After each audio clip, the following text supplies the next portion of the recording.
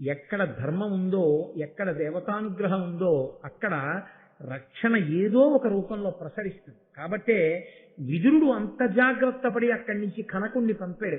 కనకుణ్ణి పంపకపోయి ఉంటే విదురుడు, నేను చెప్పాను కదా వాళ్ళు యామరపాట్లో ఉంటారులే అనుకుని ఉంటే, నిజంగా కానీ పురోచనుడు ఆ ఇంటిని అంటించేస్తే తప్పుకోవడం వాళ్ళకి సాధ్యం. అటువంటి ఇంటికి కనకుణ్ణి విదురుడు పంపి సొరంగం తవ్వుతున్నాడన్న విషయం కట్టిన పురోచనుడు కూడా తెలియదు, ఆ ఇంట్లో ఉన్న బోయకాంతుడు తెలియదు. అంత జాగ్రత్తగా తెలిసాడు. కాబట్టి వీళ్ళే ఇంటి ఇరుపు పెట్టి వెళ్ళిపోయారు. చూడండి, ఆపద నుంచి తప్పుకోవడం, మనకి రాబోయే కష్టానికి ముందే విరుగుడు కనపడడం, పరమేశ్వరానుగ్రహం ఎక్కడుంటుందో అక్కడ అలా కలిసి వస్తుంది. కలిసి వచ్చి ఆపద నుంచి తప్పుకుంటాడు. ఎక్కడ పరమేశ్వరానుగ్రహం ఉండదో, ఎక్కడ ధర్మం ఉండదో, ధర్మము లేని చోట ఈశ్వరానుగ్రహం ఉండదు. అక్కడ రక్షింపబడే అవకాశం ఉన్నా కూడా తలుపులు మూసుకుపోయి ఆ మాట మీకు ఆ సమయానికి చెవిన పడకుండా అయిపోతుంది. పాండవులు ఎవరి దగ్గర నేర్చుకున్నారో వాళ్ళ దగ్గరే ఇల్లు నేర్చుకుంటున్నారు. పాండవులు ఎక్కడుంటున్నారో వీళ్ళు అక్కడ ఉంటున్నారు. పాండవులు ఏది తింటున్నారో వీళ్ళు అది తింటున్నారు. పాండవులకున్న సంతోషం వీళ్ళకి ఎందుకు ఉండట్లేదు? పాండవులలా ఎందుకుండలేరు 101 మందిలో ఒక్కళ్ళు కూడా? ఒక్కటే కారణం, పాండవులు దేన్ని పట్టుకుంటారో అది వీళ్ళు పట్టుకోరు. అందుకే వీళ్ళెప్పుడూ నిరుత్సాహం, వీళ్ళెప్పుడూ ఏది పోగొట్టుకున్నా అన్నదాని పక్కన పోగొట్టుకున్న దాన్ని వాళ్ళు ఎలా పట్టుకున్నారో అలా మనం పట్టుకుందామని ఆలోచించారు. మనం పట్టుకోలేంది వాడు పట్టుకున్నది ఏది ఉన్నదో దాని వలన వాడు కీర్తివంతుడయ్యాడు. కాబట్టి వాడికి అది లేకుండా చెయ్యాలి, లేకపోతే వాడు లేకుండా చెయ్యాలి. దాని యందు ఉత్సాహం, అది ప్రమాదకరమైనటువంటి ఆలోచన సరళి. ఎప్పుడో ఎక్కడో భారతం జరిగిందని మీరు అనుకోకండి. ఎందుకంటే కోపం శేషేన పూరయేత్తని సంస్కృతంలో ఒక సామెత. ఎప్పుడైనా ఏదైనా అవతల వాని యందు మెచ్చుకోవలసిన విషయం కానీ, లేకపోతే తను అంగీకరించవలసిన విషయం కానీ వస్తే అక్కడి నుంచి ఒక పెద్ద కోపాన్ని ప్రదర్శిస్తారు. అంత కోపడుతున్నప్పుడు మనం ఎందుకు మాట్లాడడం, ఇతర వాడు వెళ్ళిపోతారు. కోపం శేషేన పూరయేత్ తప్ప వాడి జీవితంలో వాడు ఎప్పుడూ ఎవరిని అనుకరించడానికి కానీ, ఎవరిని ఆదర్శంగా తీసుకోవడానికి కానీ ఆయన సిద్ధంగా ఉండడు. మీరు ఆదర్శంగా తీసుకున్నారు అని గుర్తు ఏమిటో తెలుసా అండి? మీరు ఆదర్శంగా తీసుకున్నారు అని గుర్తు, మీరు ఏది మాట్లాడుతున్నా మీకు ఆదర్శమైనటువంటి వ్యక్తి మీకు స్ఫురణలో వస్తుంది. ఆయన ఇలా ఉంటే అలా కీర్తింపబడేవారా అని ప్రశ్న వేస్తుంటుంది మనస్సు. ఆయన ఎంత నిబద్ధతగా నిలబడ్డారు, నువ్వెందుకు నిలబడలేవు, ప్రతిదానికి ఎందుకు అలా రాజీ పడిపోతావు అని మనసు ఎదురు తిరుగుతుంది. అదేం చేస్తుందంటే ఎవరిని మీరు ఆదర్శంగా పెట్టుకున్నారో వారి వైపుకు నడిపిస్తుంది. చిట్ట చివరికి మీరేమవుతారంటే వారే అవుతారు. భ్రమరకీట కళ్యాణం. అసలు ఆదర్శము అన్నది ఎప్పుడు తీసుకోగలరు? అవతల వాళ్ళలో గుణం ఒకటి మీకు నచ్చేది ఉంటే. ప్రతి వాడిని వాడే ఉందండి అంటే నువ్వు అదే అవుతావు. ఆఖరికి నిన్నేమంటారంటే నీ బిడ్డలు కూడా రేపు పొద్దున్న మా నాన్నగారండి బా ఆయనతో ఏం లేదు, ఆయన అలాగే మాట్లాడతారు, మీరు పట్టించుకోకండి మా అయ్యగారు అంటాడు. ఏమైంది నీ బతుకు? అలా ఉండకుండా ఉండాలంటే క్రమశిక్షణతో కూడినటువంటి జీవన విధానము. తండ్రి పెద్దల గురించి ఔన్నత్యంతో మాట్లాడితే కదండి పిల్లలకు అలవాటు అయ్యేది. మా నాన్నగారు ఒకరి గురించి మాట్లాడారంటే అలా మాట్లాడతారు. మా నాన్నగారు ఆదర్శవంతమైన పెద్దల గురించి మాట్లాడితే నిద్రలో కూడా గారు ప్రయోగించకుండా ఆయన ఏకవచన సంబోధన చేయరు. అసలు అంత గౌరవిస్తారు మా నాన్నగారు, అంత మర్యాద ఆయనకి. ఆయన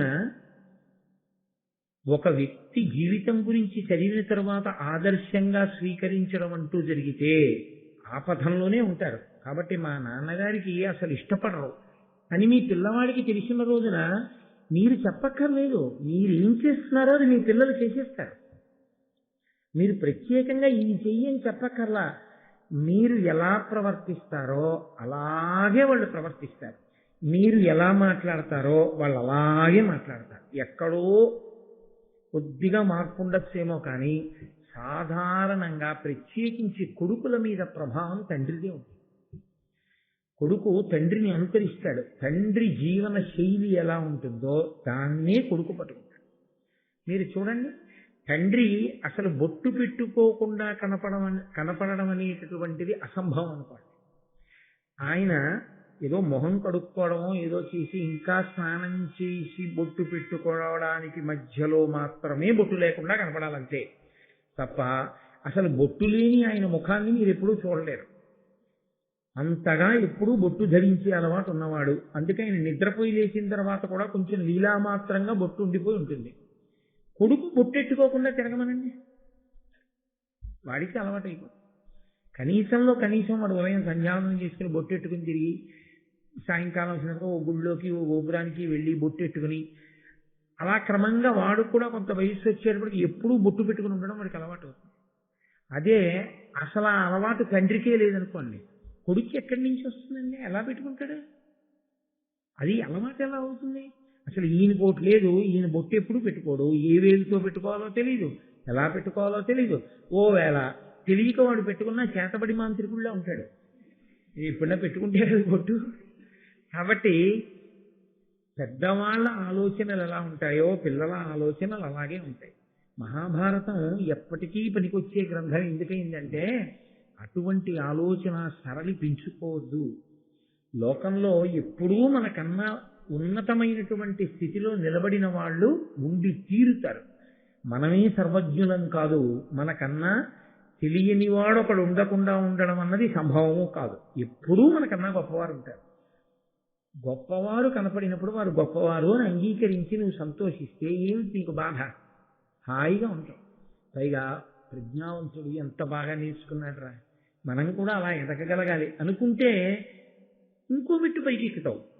ఆయన్ని చూసి లేనిపోని నిందలన్నీ తీసుకొచ్చి ఆయన యందు ఆరోపించి నువ్వు ఏదో ప్రయత్నం చేస్తే ఇప్పుడు ఆయన కీర్తి నాశిపోతుందా? ఆయన చేసేటటువంటి ప్రయత్నం ఆయనది మడిచిపోతుందా? ఏమీ ఉండదు, నువ్వు పాడైపోతావు అంతే. దుర్యోధనుడి జీవితంలో వచ్చిన అత్యంత ప్రమాదకరమైనటువంటి లక్షణం అక్కడే వచ్చింది. దానికి తోడు ఆయన ప్రారంభం ఏమిటంటే దీనికి వ్యతిరేకంగా మాట్లాడే వాళ్ళని దగ్గరికి రానివాడు. ఆయన ఏం మాట్లాడుతున్నాడో దాన్ని సమర్థించి మాట్లాడే వాళ్ళని పిలుచుకుంటాడు, వాళ్ళతోనే మాట్లాడతాడు. ఇంకా అగ్నిహోత్రం ఎప్పటి కాలుతుంది?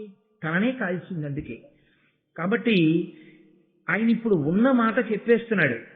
అత్యుద్భతులనియు వాళ్ళు చాలా ఉద్భతి కలిగినటువంటి వాళ్ళు, వాళ్ళ జోలి పెడితే అగ్నిహోత్రం లాంటి వాళ్ళు.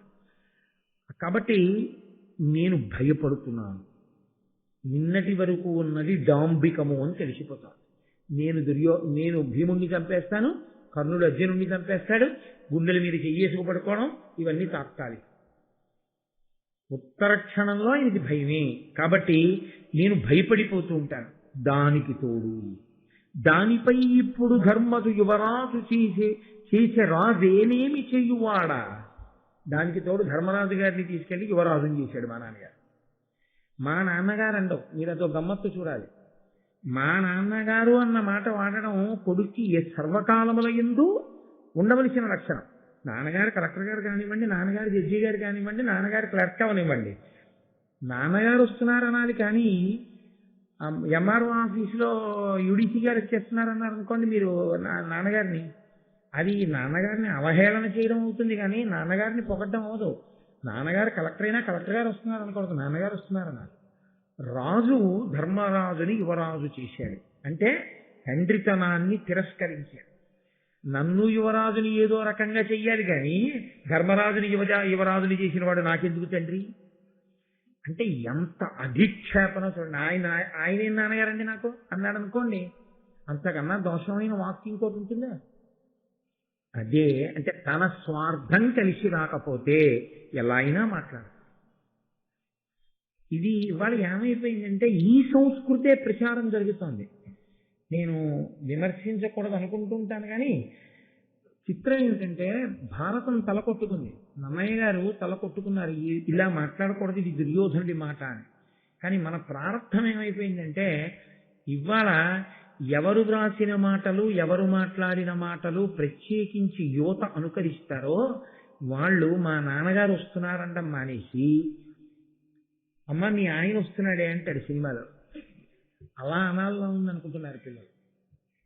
అది అలా అనొచ్చా అలా అనకూడదా ఏం లేదు. అసలు అలా వ్రాసి సంస్కృతిని ఎంత పాటు చేస్తున్నాం రాసే వాళ్ళకి. రూపాయల కోసం ఏదైనా రాసేయరు.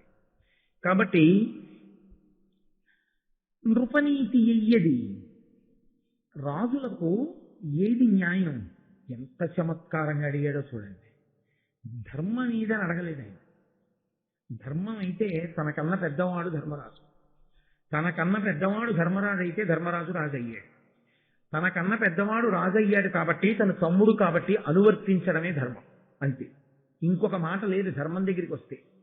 రాజనీతి ఏమిటి అని అడుగుతున్నాడు. ఏమిటి రాజనీతి? నేను ఇష్టపడను ధర్మరాజుని, నేను ఇష్టపడను పాండవుని. నాకు రాజ్యం కావాలనుంది, నాకు రాజ్యం కావాలనుంది కాబట్టి వాళ్ళు రాజుగా ఉండకూడదు, కాబట్టి వాళ్లతో యుద్ధం చెయ్యలేను, భయపడుతున్నాను. కాబట్టి అన్యాపదేశంగా ఏం చెప్తున్నట్టు? వాళ్ళని చంపేయాలి. దీనికి రాజనీతి ఏమిటి? ఎంత అందంగా అడిగాడో చూడండి. అంటే కుట్రలో కుతంత్రాలు ఎలా చెయ్యొచ్చు? అసలు నీతి అన్న మాటను అడ్డు ఎలా పెట్టచ్చు? పెట్టి దాన్ని ఆదర్శంగా తీసుకుని నేను ధర్మరాజుని ఎలా చంపచ్చు? ఆ 5గురిని చంపేసి రాజ్యం ఎలా పుచ్చుకోవచ్చు? ఇది ఎవరిని అడుగుతున్నాడు? ఈయన అడిగిన కోణంలోనే జవాబు చెప్పేవాళ్ళని అడుగుతున్నాడు. తప్పు. పగిలిపోతుంది దవడ. ఇంకొకసారి ఇలా మాట్లాడితే అంటాడు విదురుడిని అడిగితే. అందుకని ప్రాణం పోయినాడు అక్కడ విదురుడిని. ఎందుకు అడగడంటే ఆయనకి తెలుసు విదురుడు ధర్మం చెప్తాడని. ఆయనకి కావలసింది ధర్మం కాదు, ఆయనకి కావలసింది రాజనీతి. రాజనీతి అంటే రాజనీతి ఎందు మళ్ళీ అర్హత ఉన్నదా లేదా అని చూడకుండా రాజ్యకాంక్షతో శత్రువుగా భావన చేసి చంపేసే విధానం ఏమిటి? అది నాకు చెప్పండి అని అడిగితే, సౌబలుని యొక్క మంత్రి, అంటే అక్కడ ఉన్న వాళ్ళలో శకుని యొక్క మంత్రి గారు కణికుడు, ఆ కణికుడు లేచి దుర్యోధనుడితో రాజనీతి మాట్లాడడం మొదలుపెట్టాడు. సంస్కృత భారతంలో వీరు ధృతరాష్ట్రుడు మాట్లాడాడు, ఇక్కడ దుర్యోధనుడితోనే మాట్లాడాడు కణికుడు. ఆయన ఆ కణికుడు అన్నాడు, ధరణీకుడు ఉజ్జత దండుడై ఉచిత దండ విధానంబు తప్పక ధర్మ చరితులంగా మహీజనుల రక్షించి సద్వృత్తుడగు నది సర్వవర్ణములు వరుసన తమ తమ వర్ణధర్మముల వర్తిల్లిదురు గడవక దండభీతి అరిమిత్రవర్జితుడై సమబుద్ధియగు మహీవల్లభుననుశాసనమున. మహారాజా, నేను నీతి చెప్తాను. దండనీతి అని ఒకటి ఉంది. మహారాజు అనేటటువంటి వాడు ధర్మం తప్పినటువంటి వాడికి శిక్ష వెయ్యడంలో ఏమరకుండా ఉండాలి. అక్కడ ఏమీ భయపడకుండా అంత గొప్పగా దండనీతి ప్రయోగిస్తే, శిక్ష వేసేస్తే, ఏ వర్ణం వాళ్ళు చెయ్యవలసినటువంటి కర్తవ్యాన్ని ఆ వర్ణం వాళ్ళు చేసి అందరూ సమబుద్ధితో జాగ్రత్తగా రాజ్యం నడుస్తుంది. కాబట్టి అసలు ముందు శాసకత్వము అన్న మాటకు అర్థం ఎక్కడుందంటే, దండనీతిని ప్రయోగించడంలో రాజు వెనుతిరిగి చూడని వాడై ఉండాలి. ధీరమతియుతులతోడ విచారము సేయునది మును విచారిత పూర్వ ప్రారబ్ధమైన కార్యము పారము పొందును విఘాత పద దూరంబై. ఏదైనా ఒక పని చేసేటప్పుడు ఈ పని చేద్దాం అని సంకల్పం రాగానే చేయకూడదు. ఈ పని చేద్దాం అనుకోగానే ముందు పెద్దల్ని సంప్రదించడం జీవితంలో అలవాటు కావాలి. పెద్దల్ని కూర్చోపెట్టి సంప్రదించి, అయ్యా ఇది ఎలా చేస్తే బాగుంటుంది అన్న తర్వాత వాళ్ళు అనుభవాన్ని పురస్కరించుకుని కార్యం దెబ్బతినకుండా ఇలా చెయ్యండి అని చెప్పిన విధానం ఏది ఉంటుందో ఆ విధానంలో పని చెయ్యాలి. ఆ విధానంలో చేసిన పనులు ఎన్నడూ చెడవు. ఎందుకంటే ఏ కారణాల చేత పనులు చెడిపోతాయో అనుభవంతో తెలుసుకున్న వాళ్ళు కాబట్టి ఆ కారణములు కార్యములందు ఆచరించుటలో ప్రవేశించకుండా వాళ్ళు జాగ్రత్త వహించి విఘ్నమును తొలగించి కార్యము సఫలీకృతమవడానికి కావలసినటువంటి ప్రణాళికని సలహా రూపంలో ఇవ్వగలరు కనుక కార్యము చెడదు. కాబట్టి పెద్దలను సంప్రదించి కార్యం చెయ్యాలి. అమలినమతి ఆత్మఛిద్రములన్యులెరుగకుండా తానన్యఛిద్రములిమ్ముగ నెరుగుచూ దేశము కాలము ఎరిగి మిత్ర సంపన్నుండై. కనిక నీతి అంటారు దీన్ని. చాలా చిత్రంగా మాట్లాడతాడు కణికుడు. ఈయన మాట్లాడిన మాటల్లోంచే దుర్యోధనుడి యొక్క ఆలోచన రూపు దాల్చింది. ఆయన అన్నాడు, రాజు ఎప్పుడూ కూడా తన బలహీనత పై వాళ్ళకి తెలియకుండా చూసుకోవాలి. పై వాళ్ళ బలహీనతలు తను తెలుసుకుంటున్నాడు. దీనికి చిత్రం ఏంటంటే, ఈ కణిక నీతి బోధ అక్కర్లేకుండా ఉంటుంది కొంతమందిలో. మీరు చూడండి, వాళ్ళ దగ్గర చాలా లుసుగులు ఉంటాయి, వాళ్ళ ఇంట్లో చాలా లుసుగులు ఉంటాయి, వాళ్ళ ఇంటి వ్యవహారాల్లో చాలా గొడవలు ఉంటాయి. వాళ్ళు అస్సలు బయటపడరు. మీరు చాలా మంది దగ్గర చూసుంటారు ఆ చమత్కారం. వాళ్ళు మనతో మాట్లాడినప్పుడు అందరూ ఐకమత్యంగా ఉన్నట్టుంటారు. అది నిజంగా చాలా గొప్ప లక్షణం. మా తమ్ముడు, మా అన్నయ్య, మా అక్క, మా బావ, మా వదిన, మా తోడెల్లుడు ఎంతో ప్రేమగా ఉన్నట్టుంటారు. నిజంగా ఉన్నారని మీరు అనుకుంటున్నారా? సహస్ర ఛిద్రములు ఉంటాయి. కానీ వాళ్ళకున్న గొప్పతనం ఏంటంటే వాళ్ళు బయటపడరు. కానీ మిమ్మల్ని మాత్రం ఎలా అడిగితే మీ ఇంట్లో మీరు మీ తమ్ముడు దెబ్బలాడుకున్నారో, మీరు మీ మామగారు దెబ్బలాడుకున్నారో, మీరు మీ అబ్బాయి దెబ్బలాడుకున్నారో, ఇవన్నీ తెలుసుకోవడానికి వీలైన రీతిలో ప్రశ్న తీసుకొస్తారు. ఒక 4 రోజుల నుంచి ఎవరో మీ పట్ల విముఖంగా ఉన్నారనుకోండి, వాడు భారతానికి వచ్చి భారతం వింటున్నాడు అనుకుంటున్నారా? వాడు ఏం చేస్తాడంటే 4 రోజుల నుంచి ఎవరు విముఖంగా ఉన్నాడన్న విషయం మీద ఎక్కువ శ్రద్ధ పెడతాడు. 4 రోజుల నుంచి రానివాడెవరు, లేకపోతే ఈ మధ్య రానివాడెవరు, అందుక వాడి కోసం భారతం చెప్పేది, అవన్నీ ఎక్కువ శ్రద్ధ పెడతాడు. శ్రద్ధ పెట్టి దాని గురించి ఎక్కువ విషయ సేకరణ చేస్తాడు. ఇది కణికనీతి ఆ రోజుల్లో చెప్పాడు ఆయన కణికుడు. నీ లోపాలు ఎవరికీ తెలియకూడదు. నీ లోపాలు ఎవరికీ తెలియకూడదంటే ఏంటి దాని అర్థం? నీ లోపాలు ఏమున్నాయో వాటిని నువ్వు రహస్యంగా చేసేస్తుండాలి. అవతల వాళ్ళ లోపాలు కనిపెట్టడమే పనిగా ఉండాలి. మహారాజా అవతల వాడిని పడగొట్టాలనుకున్నవాడు చెయ్యవలసిన విధానం ఇదండి. బాగా బుర్రకెక్కిందండి దుర్యోధనుడికి. అసలే దుర్యోధనుడు, దానికి తోడు కనికిరి అని బలహీనులైనతో శత్రుల చెరచుట నీతి, అధిక దౌర్వీర్య సుహృద్బలులైన వారి చెరుపగా అలవియే అక్లేశ సాక్షులగుదురి మీదన్. ఎంత గొప్ప మాటలు చెప్పాడో చూడండి. ఎంత గొప్ప మాటలు అంటే నిజంగా గొప్పని మీరు అనుకుంటున్నారేమో. నేను ఆ కోణంలో చెప్పట్లేదు. పాడు చేయడానికి ఎంత బాగా పనికొస్తాయో ఇలాంటి మాటలు. మహారాజా, శత్రువు అనేటటువంటి వాడిని తర్వాత చూద్దామని ఆకూడదు. అందున అవతల వాడు వేగంగా బలాన్ని పుంజుకుంటున్నాడు, రోజు రోజుకి వృద్ధిలోకి వచ్చేస్తున్నాడంటే వాడి విషయం తర్వాత ఆలోచిద్దామని చూడకూడదు. ముందు వాడిని చంపేయాలి. ఎందుకంటే ఇప్పుడే లొంగని వాడు రేపు పొద్దున్న ఇంకా బలవంతుడైపోయాక లొంగుతాడా? నువ్వు ఎలాగో అవో తెలిసిపోతోంది. వాడు మాత్రం ఇంకా బలం పొందుతున్నాడు. ఇంకా బలం పొందేసినటువంటి వాడు నీ చేత ఎలా నిగ్రహింపబడతాడు? అందుకని ఆయన ఇంకా బలం పొందకముందే, ఆయన ఈ పాటి తక్కువతనంలో ఉన్నప్పుడే చంపేసేయాలి. వాళ్ళని వృద్ధిలోకి రానివ్వకూడదు. వెంటనే పాండవుల్ని ఎలా చంపేయచ్చు అన్న దాని మీద ఆలోచన చేసేశాడంతే దుర్యోధనుడు. కాబట్టి నానా విహార శైలోజ్జాల సభా తీర్థదేవతా గృహం మృగయా స్థానముల కరుగునెడ మును మానుగ శోధింపవలయు మానవపతికిన్. ఎందుకండి ఈ అవసరం? హాయిగా మేడ మీదకి వెళ్ళి వేసవి కాలంలో సన్నజాజి పందిరి కింద ఓ నులకమంచం వేసుకుని గుండెల మీద తువాలు వారేసుకుని తల కింద చెయ్యట్టుకు పడుకుని నిద్రపోయాడు ఒక ఆయన. తన ఇంట్లో తాను కరెంటు పోయినా 7 ముందు గదుల తలుపులు మూసుకుని 8వ గదిలో తలుపేసుకుని పడుకున్నటువంటి వాడికి ఇంటికి 5 కిలోమీటర్ల చుట్టూ కత్తులు బరిసెలు పట్టుకు మనుషులు నిలబడ్డా కూడా లోపల ఉన్నవాడు ఓడి నిద్రపోడు. ఏమి ఎందుకు నిద్రపోకుండా ఉండాలి వాడు? ఎందుకంత రక్షణ వాడికి నిద్రపోవడానికి? అంటే ఇంతకు ముందు ఎంతమంది నిద్ర లేకుండా చేసి ఉన్నాడు వాడి జీవన విధానంలో. కాబట్టి వాళ్ళు రారు, వీడు నిద్రపోయినప్పుడు వస్తారు. అందుకని వాడు నిద్రపోడు.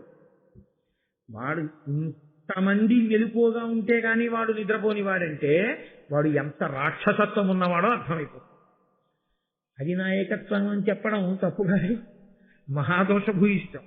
కాబట్టి మహారాజా ఇలాంటి పనులన్నీ చేసేవాళ్ళు కొన్ని జాగ్రత్తలు తీసుకోవాలి. ఏం చేయాలో తెలుసా? నానా విహార శైలోజ్జాన సభా తీర్థ దేవతా గృహ మృగయాస్థానముల కరుగునెడ. ఎక్కడికైనా విహారానికి వెళ్ళాలంటే మనకన్నా ముందు 400 మంది వెళ్ళి చెట్టు పుట్ట కొమ్మ అన్నీ వెతకాలి. శైలో ఓ కొండ మీదకి వెళ్ళాలి. మొత్తం కొండంతా ఇంకెవ్వరు ఎక్కడానికి వీల్లేదు. ఆఫ్ చేసేసి అందరూ కొన్ని వేల మంది రక్షక భటులు నిలబడితే ఇంకొక్కడే ఎప్పుడు వెళ్ళాలి. ఇప్పుడు చెప్పేశారు మా అన్నయ్య గారు. ఉద్యాన. ఆయన ఉద్యానవనంలోకి వెళ్ళాలంటే అంతమంది జాగ్రత్తగా ఉంటేనే వెళ్ళాలి, తన పెడల పరాకుగా. సభ, ఆయన ఓ సభలోకి వెళ్ళి 5 నిమిషాలు మాట్లాడి వెళ్ళిపోతాడు. 5 నిమిషాలు ఆయన సభలో మాట్లాడాలంటే ఇలా దగ్గరగా కూర్చోవడానికి వీలు ఉండకూడదు. గది ద్వారంకి మెటల్ డిటెక్టర్లు ఉండాలి, ఒళ్ళంతా చెక్ చేయాలి, చేతులతో తడిమే వాళ్ళు ఉండాలి, చుట్టూ మేడలు మిద్దెలు అన్ని చోట్ల రక్షక భటులు ఉండాలి, 2 పక్కల ఇలా ఎవడి చేతులు కదుపుతాడో అని చూసేవాళ్ళు ఉండాలి. మహారాజా అలా వెళ్లాల్సి ఉంటుంది. ఎందుకని? నువ్వన్నీ ఇలాంటి పనులే చేసి అలా ఉండాలి. ఎంత గొప్ప నీది! బాగా బుర్రకెత్తుంది దుర్యోధనుడికి. ఇది ఎక్కట ఏమి అది? భారతదేశానికి స్వాతంత్రం వచ్చినప్పుడు జవహర్లాల్ నెహ్రూ గారు గుర్రం ఎక్కి ఇండియా గేట్ వరకు వచ్చి వెనక్కి ఎడుతుండేవారు. తీన్మూర్తిలో గుర్రం మీద స్వారీ చేసి వ్యాయామానికి. తర్వాత మాట నేను సభ, తీర్థములంటే నేను మీతో మనవి చేశాను కదా, స్నానం చేసినప్పుడు యజ్ఞ ఫలితం ఇవ్వగలిగినటువంటి ప్రదేశములు. అటువంటి తీర్థానికి వెళ్ళినా కూడా, ఒకవేళ మీరు తీర్థ స్నానానికి వెళ్ళినా అలా ఉండాలి, అంత జాగ్రత్తగా ఉండాలి. దేవతా గృహ, దేవతలు ఉండేటటువంటి గృహంలోకి వెళ్ళేటప్పుడు కూడా ఇది పూజామందిరమే కదా, ఇక్కడ ఎవరేం చేస్తారని అనుకోకూడదు. దేవతా గృహం, మృగయా, వేటకు వెళ్ళినప్పుడు కూడా స్థానమున కరుగునెడ మునుమానుగా శోధింపబలయు మానవపతికిన్. రాజు ఎంత జాగ్రత్తగా ఉండాలో తెలుసా? రాజుని మట్టు పెట్టడానికి ఎదురు చూస్తూ ఉంటారు. కాబట్టి వీటిలో ఎక్కడికి వెళ్ళినా నేను ఇక్కడికే కదా వెళుతున్నాను అనుకోకూడదు. కొన్ని వందల మంది అవన్నీ వెతికేసి పర్వాలేదు రాజుగారు రెండంటే అప్పుడు వెళ్ళాలి.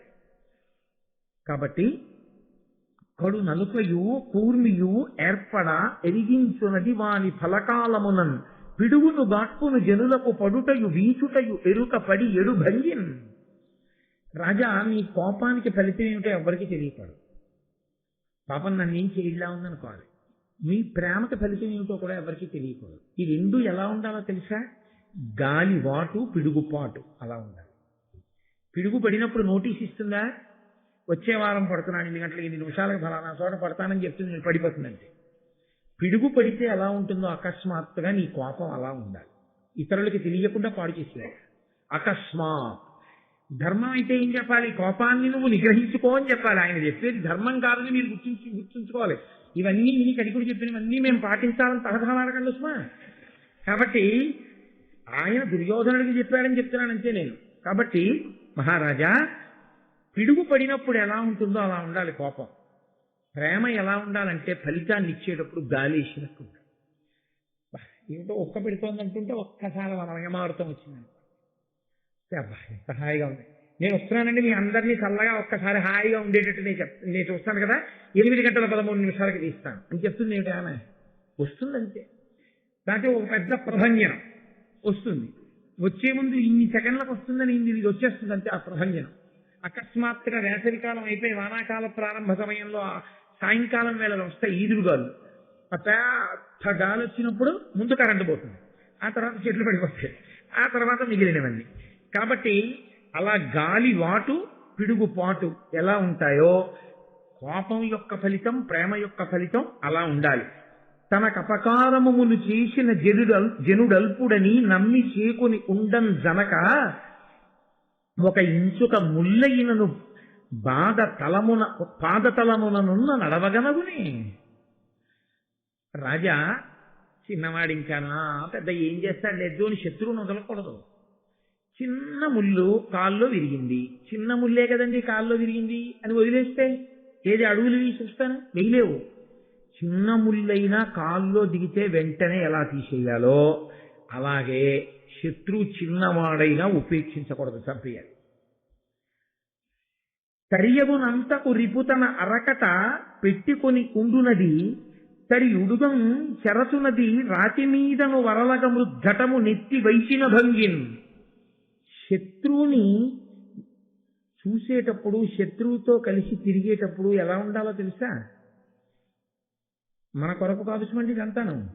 శత్రువుతో కలిసి తిరగడం ఎలా ఉండాలి అంటే, మనం వాడి పట్ల శత్రుత్వంతో ఉన్నామన్న మాటే తెలియకూడదు. చాలా జాగ్రత్తగా కుండ ఎత్తుకుని తిరుగుతారు. ఒక సందర్భంలో కుండ నిండా నీళ్లు పోసుకుని కుండ ఎత్తుకుని తిరుగుతారు. తిరిగి వెనక్కి తిరిగి చూడకుండా కుండ పారేస్తారు. పారేస్తే కుండ పగిలిపోతుంది. అంత్యేష్టి సంస్కారం అనందు చిట్ట చివర చేస్తారు. శత్రువుతో ప్రవర్తించేటప్పుడు ఎలా ప్రవర్తించాలంటే, ఇంటికి పట్టుకెడుతున్న నీటి కుండను ఎంత జాగ్రత్తగా పట్టుకెడతారో, ఎంత మర్యాదగా తీసుకెడతారో అంత బాగా భుజాన్ని ఎక్కించుకోవాలి. సమయం చూసి కింద పారేసినప్పుడు ఎలా పారేయాలంటే, రాళ్ల మీదకి ఆ కుండ విసిరినట్టు పారేయాలి, ముక్కలైపోవాలి. మళ్ళీ వాడు భుజం మీద పెట్టుకున్నాడని వాడు అనుకుని ఆదమరవాలి, నువ్వు విసిరితే రాళ్ల మీద పడి బద్దలవ్వాలి. అంత గుట్టుగా ప్రణాళిక వేయాలి శత్రు సంహారం. వెంటనే వచ్చేస్తోందండి దుర్యోధనుడి బుర్రలో ప్రణాళికంతా. ఈ మాటలు వింటున్నాడు, ప్రణాళిక రచన చేసేస్తున్నాడు. దీని ప్రభావం ఎక్కడుంటుందో తెలుసా అండి? 2 అత్యంత ప్రమాదకరమైన ఉంటాయి జీవితంలో. నేను యథార్థమైన మాట మీతో మనవి చేస్తున్నా. 1 వాక్కు, 2 పుస్తకం. మీరు చదివే పుస్తకాలు ఎటువంటివో అవి మీ మనసు మీద ప్రభావం చూపించి తీరుతాయి. పుస్తకం అనగా ఏమి, లేకపోతే ఇంట్లో మీరు చూసేటటువంటి టీవీ అనగా ఏమి, మీరు ఏది ఎక్కువ చూస్తారో అదే మీ మనసు మీద ప్రభావాన్ని చూపిస్తుంది. ఇంకా చిత్రం ఏమిటో తెలుసా అండి? మీరు ఆహారం తీసుకునేటప్పుడు ఏది తలుచుకుంటూ ఏది చూస్తూ తీసుకుంటారో, మీ ఆహారంలో 6వ వంతు మనసు అయినప్పుడు అదే మనసు యొక్క ప్రకోపంగా వస్తుంది. అందుకే పిల్లలకి ఆహారం పెట్టినా, కాను ఆహారం తీసుకుంటున్నా రజోగుణ తమోగుణ భూయిష్టమైనవి ఏవి అసలు ప్రసంగంలో కానీ ప్రస్తావనలో కానీ తెచ్చుకోకూడదు. అదే లోపలికి వెళుతుంది మనసుగా, 6వ వంతుగా తయారైపోతుంది. 2 పుస్తకం. మీరు ఇంట్లో పుస్తకం, ఏ పుస్తకం పడితే ఆ పుస్తకం కొనేసి ఇంట్లో పెట్టేసుకుని ఏ పుస్తకం పడితే ఆ పుస్తకం చదివేశారనుకోండి, అర్థం బద్ధం లేకుండా వ్రాసేసినటువంటి పుస్తకాలు ఇప్పుడు ప్రింటింగ్ ప్రెస్ టెక్నాలజీ వచ్చిన తర్వాత మరీ విపరీతంగా వచ్చేస్తాయి. చేసిన తర్వాత మీరు ఏ పుస్తకం పడితే ఆ పుస్తకం చదివేశారనుకోండి, లేనిపోని ఉపద్రవాలు వస్తాయి. ఓహో ఇలా ఉండాలా ఉందనుకుంటారంతే, ఇదే నిజంలా ఉందనుకుంటారంతే. పెద్ద పెద్ద మాటలు. అసలు అవి వైదికము కాదు, అవైదికమైనటువంటి బోధలు, అవైదికమైనటువంటి రచనలు, అవైదికమైనటువంటి సాహిత్యం, మనిషిని పతనం చెయ్యగలిగినటువంటి సాహిత్యం విరివిగా వచ్చేస్తుంది. ఆ పుస్తకాలు ఏం చేస్తాయంటే మిమ్మల్ని మెల్లిమెల్లిగా కొద్ది కొద్దిగా విషం పుచ్చుకున్నవాడు చివరికి ఎలా పాడైపోతాడో అదే పనిగా గ్రంథపఠనం చేసిన వాడు అలాగే పాడైపోతాడు. అలాగే మీరు ఎవరి ప్రసంగాలు, ఎవరి మాటలు వింటుంటారో అవే మీ మీద ప్రభావం చూపిస్తాయి. మీకు ఎప్పుడూ అవైదికాన్ని, అధర్మాన్ని, అర్థం పర్థం లేని సిద్ధాంతాలని బోధ చేసే ప్రసంగాలకి మీరు అలవాటు పడిపోయారనుకోండి, క్రమంగా జీవితంలో ఏమవుతుందంటే ఆ అవైదికతంతా జీవితంలో అనుష్ఠాన పర్యంతంలోకి వచ్చేస్తుంది. మీరు భగవద్భక్తి, వైదికం, రామాయణం, భారతం, భాగవతం, సద్బుద్ధి, మనసుని పరిశీలనం చేసుకోవడం, మహానుభావులైన వ్యాసుడు, వాల్మీకి, నన్నయ్య గారు ఇలాంటి పెద్దలు ఇచ్చినటువంటి గ్రంథములను చదువుకోవడం, ఇలాంటివి చేశారనుకోండి కాపాడి తీరుతాయి. ఒక్కొక్కచో ఎలా ఉంటుందో తెలుసా అండి? మీ ఇంట పెట్టినటువంటి పుస్తకాలు మీతో పోవు, మీ తరువాత తరాల మీద ప్రభావం చూపిస్తాయి. మీరు చదివారా చదవలేదా అన్నది వేరే విషయం. నాకు మనం ఎవరో భాగవతం పట్టుకొచ్చి ఇచ్చారు, ఎందుకు ఇస్తున్నారు ఇది నాకని అడిగాను నేను. అయితే వాళ్ళు అన్నారు ఏదో కొన్నామండి, మేము చదవడం ఎందుకని, మీరు చదువుకుంటారని ఇస్తున్నాను. నేను అన్నాను మీరు చదవకపోతే తప్పేంది, మీ ఇంట్లో ఉంచుకోండి. ఎందుకు ఇచ్చేస్తారు భాగవతం? ఉంచుకుని ఒక్క పువ్వు వెళ్ళింది దాన్ని మీరు చదవకండి. పోనీ మీరు చదవను అనుకుంటే, చదవలేను అనుకుంటే చదవకండి, ఒక్క పువ్వు వేసి నమస్కారం చేయండి. పువ్వు కూడా వేయలేరా? మీ ఇంట్లో గూట్లో పెట్టుకుని ఒక నమస్కారం చేసి వదిలేయండి. ఎవరో ఒకడు వస్తాడు, మీరు నమస్కారం పెట్టగా భాగవతం చదివేవాడు ఒకడు వస్తాడు మీ ఇంటికి, మీ వంశంలో పుడతాడు, వాడు చదువుతాడు భాగవతం. వాడు భాగవతం చదివినందుకు మీ ముందున్న 7 తరాలు తరిస్తాయి. కాబట్టి మాకెందుకంటే నిశ్చయకండి, ఉంచుకోండి ఆ పుస్తకాన్ని ఇంట్లో అని చెప్పాను. కొన్ని పుస్తకాలు ఇంట్లో ఉండాలి. ఇంట్లో తప్పకుండా ఉప్పు నిండుకోవడం అన్నది ఉండదు కదండి. ఉప్పు నిండుకోవడం అన్నది లేకుండా ఇంట్లో ఉప్పు, పప్పు, అగ్గిపెట్టె ఇలాంటివి ఎలా ఉంటాయో, రామాయణం లాంటి కావ్యం ఇంట్లో లేకుండా ఇల్లు ఉండకూడదు, ఉండి తీరాలి. ఆ ఇంట రామాయణం 7 వాల్యూమ్స్ లేవు అంటే, 7 కాండలు లేవు అంటే ఆ ఇంట ఏదో పెద్ద దోషం ఉంది, ఆ ఇంటి సంస్కృతిలోనే దోషం ఉందని గుర్తు. కొన్ని లక్షల రూపాయలు ఒక మనిషికి తప్పున ఆ కుటుంబంలో తినేస్తున్నారు. పుట్టిన దాదిగా ఎంత తినుంటాం, ఎంత డబ్బు ఖర్చు పెట్టుకుంటాం? 7 కాండల పుస్తకాలు కొనుక్కోవడానికి 750 350 రూపాయలు. ఇంకా తక్కువకు వస్తున్నాయి గోరఖ్పూర్ ప్రెస్ అయితే. 7 కాండల రామాయణం పుస్తకాలు నీ ఇంట్లో ఎప్పుడూ లేవు అంటే అంతకన్నా అసహ్యకరమైన విషయం ఇంకోటి ఉందా? జీవితంలో ఎవరైనా ఇంటికి వస్తే కనీసం చదివావో చదవలేదో బాలకాండ, అయోధ్యకాండ, అరణ్యకాండ, కిష్కింధకాండ, సుందరకాండ, యుద్ధకాండ, ఉత్తరకాండ అని 7 కాండల రామాయణం కనపడ్డాయి. నీ ఇంటికి వచ్చిన వాళ్ళు ఎంత సంతోషిస్తారు? నువ్వు చదవలేదు, ఏ రాత్రో నిద్ర పట్టక మీ అబ్బాయి చదువుతాడు. ఏంటిది రామాయణంలో ఇలా ఉంది? వాడికి ఉత్సాహం కలుగుతుంది, వాడు ఎవరినో అడుగుతాడు, వాళ్ళ వల్ల ప్రేరణ పొందుతాడు, వాడు శ్రీరాముడు అవుతాడు. నీ ఇంట్లో రామాయణం ఇంట్లో ఉన్నందుకు రక్షిస్తుంది, కొన్ని ఇంట్లో ఉన్నందుకు పాడు చేస్తుంది. ఇంట్లో ఉన్నందుకు పాడు చేసేవి నువ్వు చదివి కత్తిరించి బైండ్ చేయించి వాల్యూమ్ 1 వాల్యూమ్ 2 అని వేసి నువ్వు చదివి నువ్వు ఉంచిందే కాకుండా భావితరాలకు నువ్వు అందించే నిధులవే. రామాయణం ఉంచాలి ఇంట్లో. కాబట్టి కొన్ని ఉత్తర క్షణం పాడు చేసేస్తాయి. కణికుడు చెప్తున్న మాటలు అసలే వాడు దుర్యోధనుడు, వాడి బుర్రకి బాగా ఎక్కేస్తున్నాయి.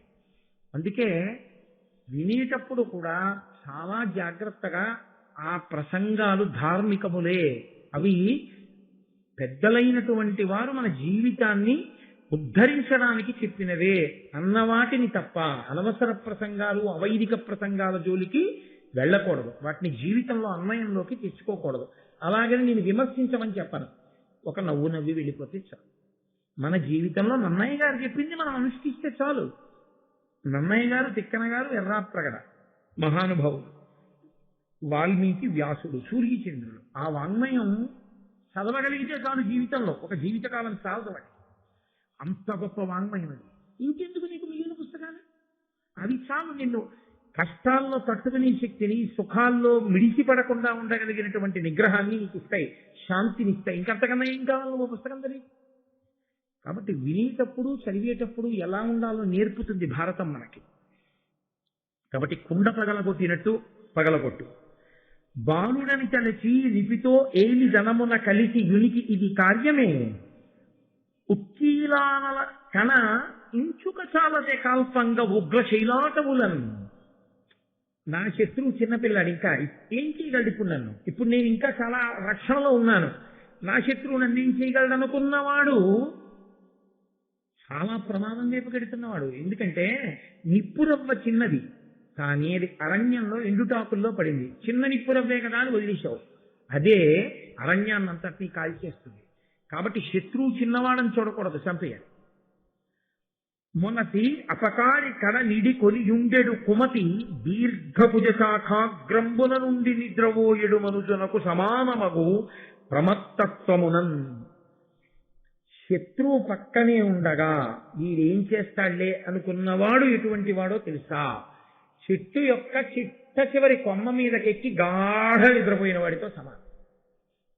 అక్కడి నుంచి కింద పడిన వాడివి ఎప్పుడు పడతాడో ఎవరికి తెలుసు? కాబట్టి శత్రువు పక్కన ఉండగా ఉపేక్షించకూడదు, శత్రువుని సంహారం చెయ్యాలి అని కణికుడు చెప్పాడు. అంటే దుర్యోధనుడు ఏ కోణంలో ప్రశ్న వేశాడో ఆ కోణంలో కణికుడు సమాధానం చెప్పాడు. ఇప్పుడు కణికుడి సమాధానం దుర్యోధనుడు ఒక ప్రణాళిక వేసుకోవడానికి బాగా పనికొచ్చింది. ఇప్పుడు ఈయన ఈ ప్రణాళిక వేసుకుని అది అమలు కావడానికి తండ్రి గారి యొక్క సహకారాన్ని అభ్యర్థించాలనుకున్నాడు. అనుకుని తండ్రి దగ్గరికి వెళ్ళాడు. వెళ్ళి ఎంత చమత్కారంగా అన్నాడంటే, నాన్నగారు మీరు ధర్మరాజుని యువరాజుగా కూర్చోపెట్టారు, యువరాజ్య పట్టాభిషేకం చేశారు. మీరు ధర్మరాజు గారిని తీసుకెళ్లి యువరాజ్య పట్టాభిషేకం చేసి యువరాజుగా కూర్చోపెట్టాక లోకంలో ఉన్న వాళ్ళందరూ ఏమనుకుంటున్నారో ఎప్పుడైనా కనుక్కున్నారా అని. ఏమనుకుంటున్నారా అన్నాడు ధృతరాష్ట్రుడు. ఏమి లేదు, వాళ్ళు ఏమనుకుంటున్నారంటే పూర్వం ధృతరాష్ట్రుడు పాండురాజు ఉండేవారు, ధృతరాష్ట్రుడికి కళ్ళు లేవు కాబట్టి ఆయన ఎప్పుడూ రాజ్యరక్షణ చేయలేడు, అప్పుడు కాదు ఇప్పుడు కాదు ఎప్పుడూ చేయలేడు. ఆనాడు చేశాడంటే పాండురాజు గారు చేశాడు, మహానుభావుడు. ఆ పాండురాజు గారి యొక్క తేజస్సు ఎటువంటిదో, ఆయన ఎంతటి మహానుభావుడో అటువంటి మహానుభావులు ఆ పాండురాజు కుమారుడు. ఆ పాండురాజు గారి పెద్ద కొడుకైన ధర్మరాజుని తీసుకొచ్చి సింహాసనం మీద కూర్చోబెట్టడం చాలా చాలా మంచి పని చేశాడు ధృతరాష్ట్రుడు. ఎందుకో తెలుసా? ధృతరాష్ట్రుడా రాజ్యాన్ని రక్షించలేడు, భీష్ముడా రక్షించగలిగిన వాడయ్యుండి సింహాసనం మీద కూర్చోడు. ఇటువంటప్పుడు రాజ్యాన్ని పరిపాలించి మనందరినీ కన్నబిడ్డల్లా చూసినటువంటి పాండురాజు గారి యొక్క పెద్ద కొడుకు ధర్మరాజుని సింహాసనం మీద కూర్చోబెట్టడం ఎంత మంచి పని చేశాడు అంటున్నారు. ఇప్పుడు మీరు ఏం చేశారు? ఆయన్ని అక్కడ కూర్చోబెట్టడం వల్ల రోజు ధర్మరాజు గారిని పాండవుల్ని పొగుడుతున్నారు. ఇప్పుడు ప్రజలలో బలపడిపోతున్నాడు ధర్మరాజు, ప్రజలలో బలపడిపోతున్నారు పాండవులు.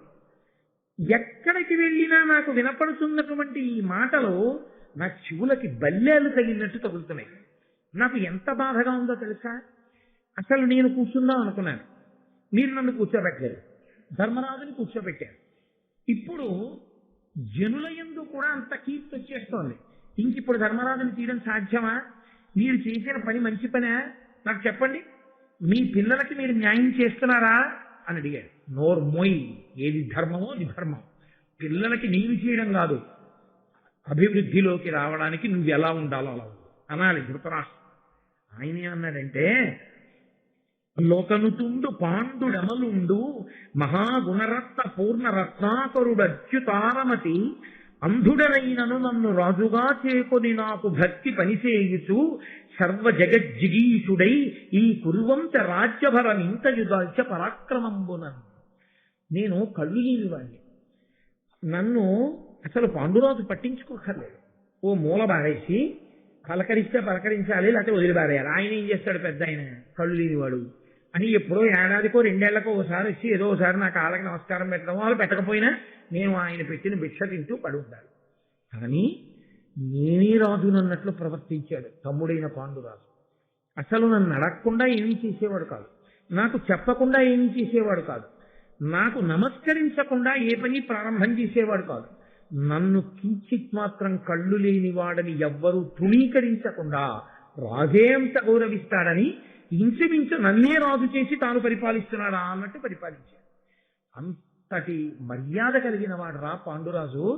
కాబట్టి పాండురాజు రాజుగా ఊంచుకున్నాడు సింహాసనం మీద. ఆ పరిపాలన యందు అతను మంచి పేరు తెచ్చుకున్నాడు. ఇదంతా పొగుడుతున్నాడని మీరు అనుకుంటున్నారేమో. బయట పడతాడు, చూడండి ఎంత గమ్మత్తుగా బయట పడతాడో అని ఆయన అన్నాడు. పరచక్రపతులచే భీకరుడై ధనరాసులదిమి కప్పము కొని చిత్తెర తెచ్చి ఇచ్చి నన్నును భరతకుల శ్రేష్ఠుడని ఉనికే బహుయజ్ఞములను. అన్నయ్య నువ్వు భరతకుల శ్రేష్ఠుడు అన్నయ్య అంటూ తాను దిగ్విజయ యాత్ర చేసి ఎందరో రాజుల్ని ఓడించి ధనకనక రాసులు తీసుకొచ్చి పోసి నా చేత యజ్ఞయాగాది క్రతువులు చేయించాడు. దానివల్ల ఏమైందంటే ఎంతటి మహానుభావుడయా పాండురాజు. పెద్దవాడు ధృతరాష్ట్రుడు కళ్ళు లేనివాడైతే, పనికి మాలినవాడైతే అంత గౌరవిస్తున్నాడు. తాను చేసుకోలేడా అశ్వమేధయాగం పీటల మీద కూర్చుని? తాను చేయకుండా అన్నగారిని తీసుకొచ్చి కూర్చోబెట్టి అశ్వమేధయాగం చేసి తాను దిగ్విజయ యాత్ర చేస్తున్నాడు. ఎంత గొప్ప పాండురాజు అని లోకమంతా పొగిడింది. అంత గొప్ప పాండురాజు కూర్చుని ఉన్నాడు కాబట్టే ఆ రోజుల్లో నేను పాండురాజుని సింహాసనం నుంచి తీయలేకపోయాను. ఆ పాండురాజే దుర్మార్గుడై ఉంటే, ప్రజల్ని కష్టపెట్టేవాడై ఉంటే, ఇన్ని గుణములున్నవాడు కాకపోతే కళ్ళు లేకపోయినా ధృతరాష్ట్రుడు మీలనేవారు. అలా ప్రజలు అనకుండా నీ పినతండ్రి యొక్క గుణములు కప్పేసే. మన ప్రారంభం ఏమిటంటే పాండురాజు ఏదో రకంగా చచ్చిపోయాడు, ఆ పిల్లలైనా దుర్మార్గులవుతారేమో అనుకుంటే వాళ్ళ 5గురు కూడా సుగుణాభిరాములు అయ్యారు. ఇప్పుడు బయటపడ్డాడు. ఇన్నాళ్ళు దీన్ని కడుపులో పెట్టుకుని ఉన్నాడు. పొగుడుతున్నవన్నీ ఇప్పుడు ఇందులోకి వెళ్ళాయి. అదును చూస్తున్నాడు ఎవరు? పెద్ద తండ్రి. తనని ఇంత గౌరవించినటువంటి తమ్ముడి పట్ల ధృతరాష్ట్రుడి యథార్థ భావన ఏమిటో తెలుసండి. వాడికి ఇన్ని గుణములు లేకపోతే గుడ్డివాడైనా ఈకే రాజ్యం మీద సింహాసనం మీద కూర్చోపెట్టండి అని ఉండేవారేమో. అది తప్ప ఆ తమ్ముడి మర్యాద ఆయనకు అర్థం కానప్పుడు ఈ ధర్మరాజన్న గారి యొక్క మర్యాద దుర్యోధన తమ్ముడికి ఎందుకు అర్థం అవుతుంది? ఏ చెట్టు విత్తనానికి ఆ చెట్టే కదా పుడుతుంది. కాబట్టి ఈ మాటలు చెప్పి, అదేరా నాయన నా బాధంతా, నీకే కాదు నాకు తీసేద్దామని ఉంది వాళ్ళని సింహాసనం మించి, నీకు అప్పచెప్దామనే ఉంది. కానీ ఎలా? పెద్దవాడు, నీకన్నా పెద్దవాడు. ఎందుకు కాదు గాంధారి కడుపు బాదుకుంది? నీకన్నా వయసులో పెద్దవాడు, రాజు పాండురాజు యొక్క కుమారుడు. అతనికి ఇవ్వకపోతే భీష్మ ద్రోణ విదురాది పెద్దలు ఒప్పుకుంటారా? ఒప్పుకోరు. వాళ్ళని కాదని మనం అంతఃపురంలో ఉంటామా? వీధిలోకి ఈడిచేస్తారు. మనం ఇక్కడుండి కుట్ర చేయాలి కానీ వీధిలోకి వెళ్ళి చేసేదేముంది? అందుకని వాళ్ళ దగ్గర ధృతరాష్ట్రుడు ధర్మంగా ఉన్నాడనిపించుకోవడానికి కూర్చోబెట్టారు. అందుకు చేశాను యమరాజ్య పట్టాభిషేకం. అందుకని ఆ ధర్మరాజుని పాండవుల్ని తీసేయడం కుదరట్లేదురా అంటే అనగానే ఈయనన్నాడు దుర్యోధనుడు, తండ్రి ఎక్కడైనా అధర్మాన్ని ఆపే ప్రయత్నం చేస్తే కొడుకు ఇంకొకసారి ఇలాంటి మాట చెప్పడం. తండ్రే అలా అధర్మంగా మాట్లాడితే ఇంకా కొడుకు ఎందుకు మాట్లాడండి? దొరికేసిందంటే అదను దుర్యోధనుడికి. ఇంకొక అడుగు ముందుకెళ్ళి అన్నాడు, పైతృకంబు లక్ష్మి పాండు భూపతి ముందు తాల్చుట చేసి తనయుడైన ధర్మజుడిప్పుడు దాల్చిన అతని తనయుండు మరి దాన్ని దాల్చు మీద ఈ పాట పాండు వంశేషుల వసుమతి రాజార్పులగుదురు రాజ్యమునకు పరువడి మేమింత బాసిన మా పుత్ర పౌత్ర వర్గంబును బాయు ఇంక ఒరులు కలిచి కుడువ నోపము అట్లు కాకుండా మమ్ము చేయునోపు దేని పాండురాజు తొంటి భక్తియు ఆ పాండుతనయులందు దయయు తలపకు. నాన్నగారండి, మీకు కళ్ళు లేవు, పాండురాజు సింహాసనం మీద కూర్చున్నాడు కాబట్టి ఈ రాజ్యలక్ష్మి పాండురాజుకి వెళ్ళింది. మీకే కళ్ళుంటే ఈ దరిద్రం లేదు. తండ్రి అవకరాన్ని కొడుకు వల్ల మర్చిపోవాలి. తండ్రి అవకరాన్ని గుర్తు చేసిన కొడుకే పాటి కొడుకు. కాబట్టి మీ కళ్ళు లేనితనం మేము రాజ్యలక్ష్మిని పోగొట్టుకునేటట్టు చేసింది. ఇప్పుడు మాతో పోయిందా? అసలు ముందు రాజ్యం చేసిన పాండురాజు గారు మీకు కళ్ళు లేకపోవడం వల్ల వచ్చాడు. ఇప్పుడు ఆ పాండురాజు కొడుకు నాకన్నా పెద్దవాడయ్యాడు, ఆ ధర్మరాజు రాజ్యానికి వచ్చాడు. తర్వాత ఎవరు వస్తారు? ధర్మరాజు కొడుకు వస్తాడు. నా కొడుకు ఏమవుతాడు? ధర్మరాజు కొడుకు ఊడిగం చేస్తాడు. నేనేం చేయను? ధర్మరాజు ఊడిగం చేస్తాను. మీరేం చేశారు? పాండురాజుకు ఊడిగం చేసి పాండురాజుకి జై కొట్టారు. ఎప్పుడు తలుచుకున్నా ఎక్కడ మాట్లాడినా అబ్బబ్బా ఏం పాండురాజు అంటారు. మీ కడుపులో ఏముందో తర్వాత మాట. అలా అనకపోతే మీ బతుకు బయటికి కోసేస్తారు కృతజ్ఞుడు. మన బతుకంతా మన వంశం అంతా ఇలా తాత తండ్రి మనవడు మునిమనవడు ఇలా వాళ్ళని సేవించడమేనా? ఇంకా ఇంతకన్నా మార్గం లేదా? ఉంది. ఎప్పుడో తెలుసా నాన్నగారు? పాండురాజు చేసిన మంచిని గుర్తు తెచ్చుకోవడం కూడా అసలు మీరు ఆపేసేయండి కాసేపు. పాండురాజు కొడుకుల మీద ప్రేమని కాసేపు పక్కన పెట్టేయండి. తమ్ముడి కొడుకులన్న భావన తీసేయండి. పాండురాజు నన్ను అంత గౌరవించానన్న భావనాన్ని మాట మాత్రంగా కూడా దూరం చేసేయండి. చేసేసి ఆలోచించండి, మనం పాండవుల్ని రాజ్యానికి దూరం చేసి చంపేయచ్చు. ఈ మాట అనగానే ధృతరాష్ట్రుడు అన్నాడు, సరేరా నేను నీకొకటి చెప్తాను, నువ్వు వాళ్ళని చంపేద్దాం అంటున్నావు కదా, అది ఎలా సంభవం? భీష్మ ద్రోణ విదురాది మహావీరులు ఉన్నారు పైన, వాళ్ళు 1000 కళ్ళతో గమనిస్తూ ఉన్నారు. ఎలా సాధ్యం అవుతుంది అంటే, నాన్నగారండి దాని గురించి మీరు బెంగ పెట్టుకోకండి, వాళ్ళందరూ కూడా పాండవ పక్షానికి వెళ్ళిపోతారని కదా మీ భయం. వెళ్లకుండా నా దగ్గర ఒక ప్రణాళిక ఉంది. ఏమిటో తెలుసా? ఇప్పుడు నాకు మీరు ఎలా లొంగారో అలా కొడుకు కోసం తండ్రి లొంగుతాడు. అశ్వత్థామ నేనంటే ఇష్టం కాబట్టి అశ్వత్థామకి నేనంటే ఇష్టం కాబట్టి ఎప్పుడూ అశ్వత్థామ నాతో ఉంటాడు. అశ్వత్థామ నాతో ఉంటే ద్రోణుడు పాండవుల కోసం వెళ్ళిపోలేడు, కొడుకు కోసం ద్రోణుడు ఉంటాడు. ద్రోణుడు ఇక్కడ ఉంటే ఆయన చెల్లెలు కృపి భర్త అయినటువంటి కృపాచార్యుడు బావమరిది బావగారు వదిలి వెళ్ళి ఇంకో శత్రుపక్షంలోకి వెళ్ళలేడుగా. కృపాచార్యుడు ఉంటాడు. కృపాచార్యుడు ఉంటే కృపి ఉంటుంది. కృపాచార్యుడు ద్రోణుడు అశ్వత్థామ ఉంటే భీష్మాచార్యుల వారు ఇంతమందిని వదిలేసి ఆయన ఒక్కడే వెళ్ళడం కాబట్టి భీష్ముడు. కాబట్టి అశ్వత్థామ వలన వీళ్ళందరినీ లాగుతారు, లాగి నా వైపు కట్టి పెట్టుకుంటారు. కాబట్టి వీళ్ళు మనకు ఉపకారం చేయకపోవచ్చు, కానీ పాండవులకు ఉపకారం చేసే అవకాశం లేకుండా చేస్తాను. అటు పక్షాన నిలబడకుండా చూస్తాను. చాలా ఇంకేం కావాలి? అశ్వత్థామను అడ్డుపెట్టి లాగుతాను. కాబట్టి భయం లేదు. వాళ్ళందరూ ఏదో చేస్తారని మీరు భయపడకండి. కాబట్టి ఇప్పుడు చెప్పండి నాన్నగారండి అంటే ఆ ధృతరాష్ట్రుడు అన్నాడు, ఏ నెల్ల ప్రొద్దున ఎడలోన తలపు నీ అభిప్రాయంబ ఇది దారుణంబుగాన వాకునకు జుల్కన తేరనోప కడగి పాండవుల ఏకత మెట్టులను అనుపగానవు మరి దీని గాంగేయ విదుర కలశజాశ్వత్థామ గౌతముల్ బుద్ధిగా ఒడంబడుదురే కాదయ్య అనినా కౌరవ జ్యేష్ఠుండు ఘనుడిట్టులనియే. ఒరే, ఇన్నాళ్ళకి నువ్వు బయటపడ్డావు. నాకు కూడా కడుపులో ఏ భావం, ఈ పాండవుల్ని ఎలాగ రాజ్యానికి దూరం చెయ్యాలి, ఈ పాండవులకి దక్కకుండా నా పిల్లలకి ఈ రాజ్యం అంతా ఎలా అప్పచెప్పేయాలి అని నేను ఆలోచిస్తున్నాను. కానీ ఈ మాట నేను భీష్ముడి దగ్గర ద్రోణుడి దగ్గర నోటితో అనను. పాండురాజు ఎంత గొప్పవాడు, ధర్మరాజు ఎంత గొప్పవాడు, వాళ్ళు పాపం పిల్లలు నా పిల్లలతో సమానం. వాళ్ళ గుణములు వింటుంటే నా చెవులు పొంగిపోతున్నాయి, నా మనసు రంజిల్లిపోతోంది. ఆ ధర్మరాజు కదు సింహాసనానికి అర్హుడు అంటూ ఉంటాను. ఎందుకో తెలుసా? నా కడుపులో ఉన్నదంటే జుట్టట్టుకి ఇడిచేస్తారు వాళ్ళు. అందుకుని అనట్లేదురా, నా కడుపులో ఉన్న భావన కూడా ఇదే. కానీ ఇది ఎలా సంభవం అవుతుంది, దానికి ఏమిటి ప్రణాళిక అంటే ఆయన అన్నాడు, వలను గల మంత్రివరులం పిలిచి పృథానందనులకు ప్రియముగా మీరు ఇమ్ముల వారణావతంబును వినయక పొగడుండు వారు విని తగుల నెడ. ఇక్కడ భీష్ముడు ఉంటాడు, ఇక్కడ ద్రోణుడు ఉంటాడు, ఇక్కడ విదురుడు ఉంటాడు, ఇక్కడ కృపాచార్యుడు ఉంటాడు.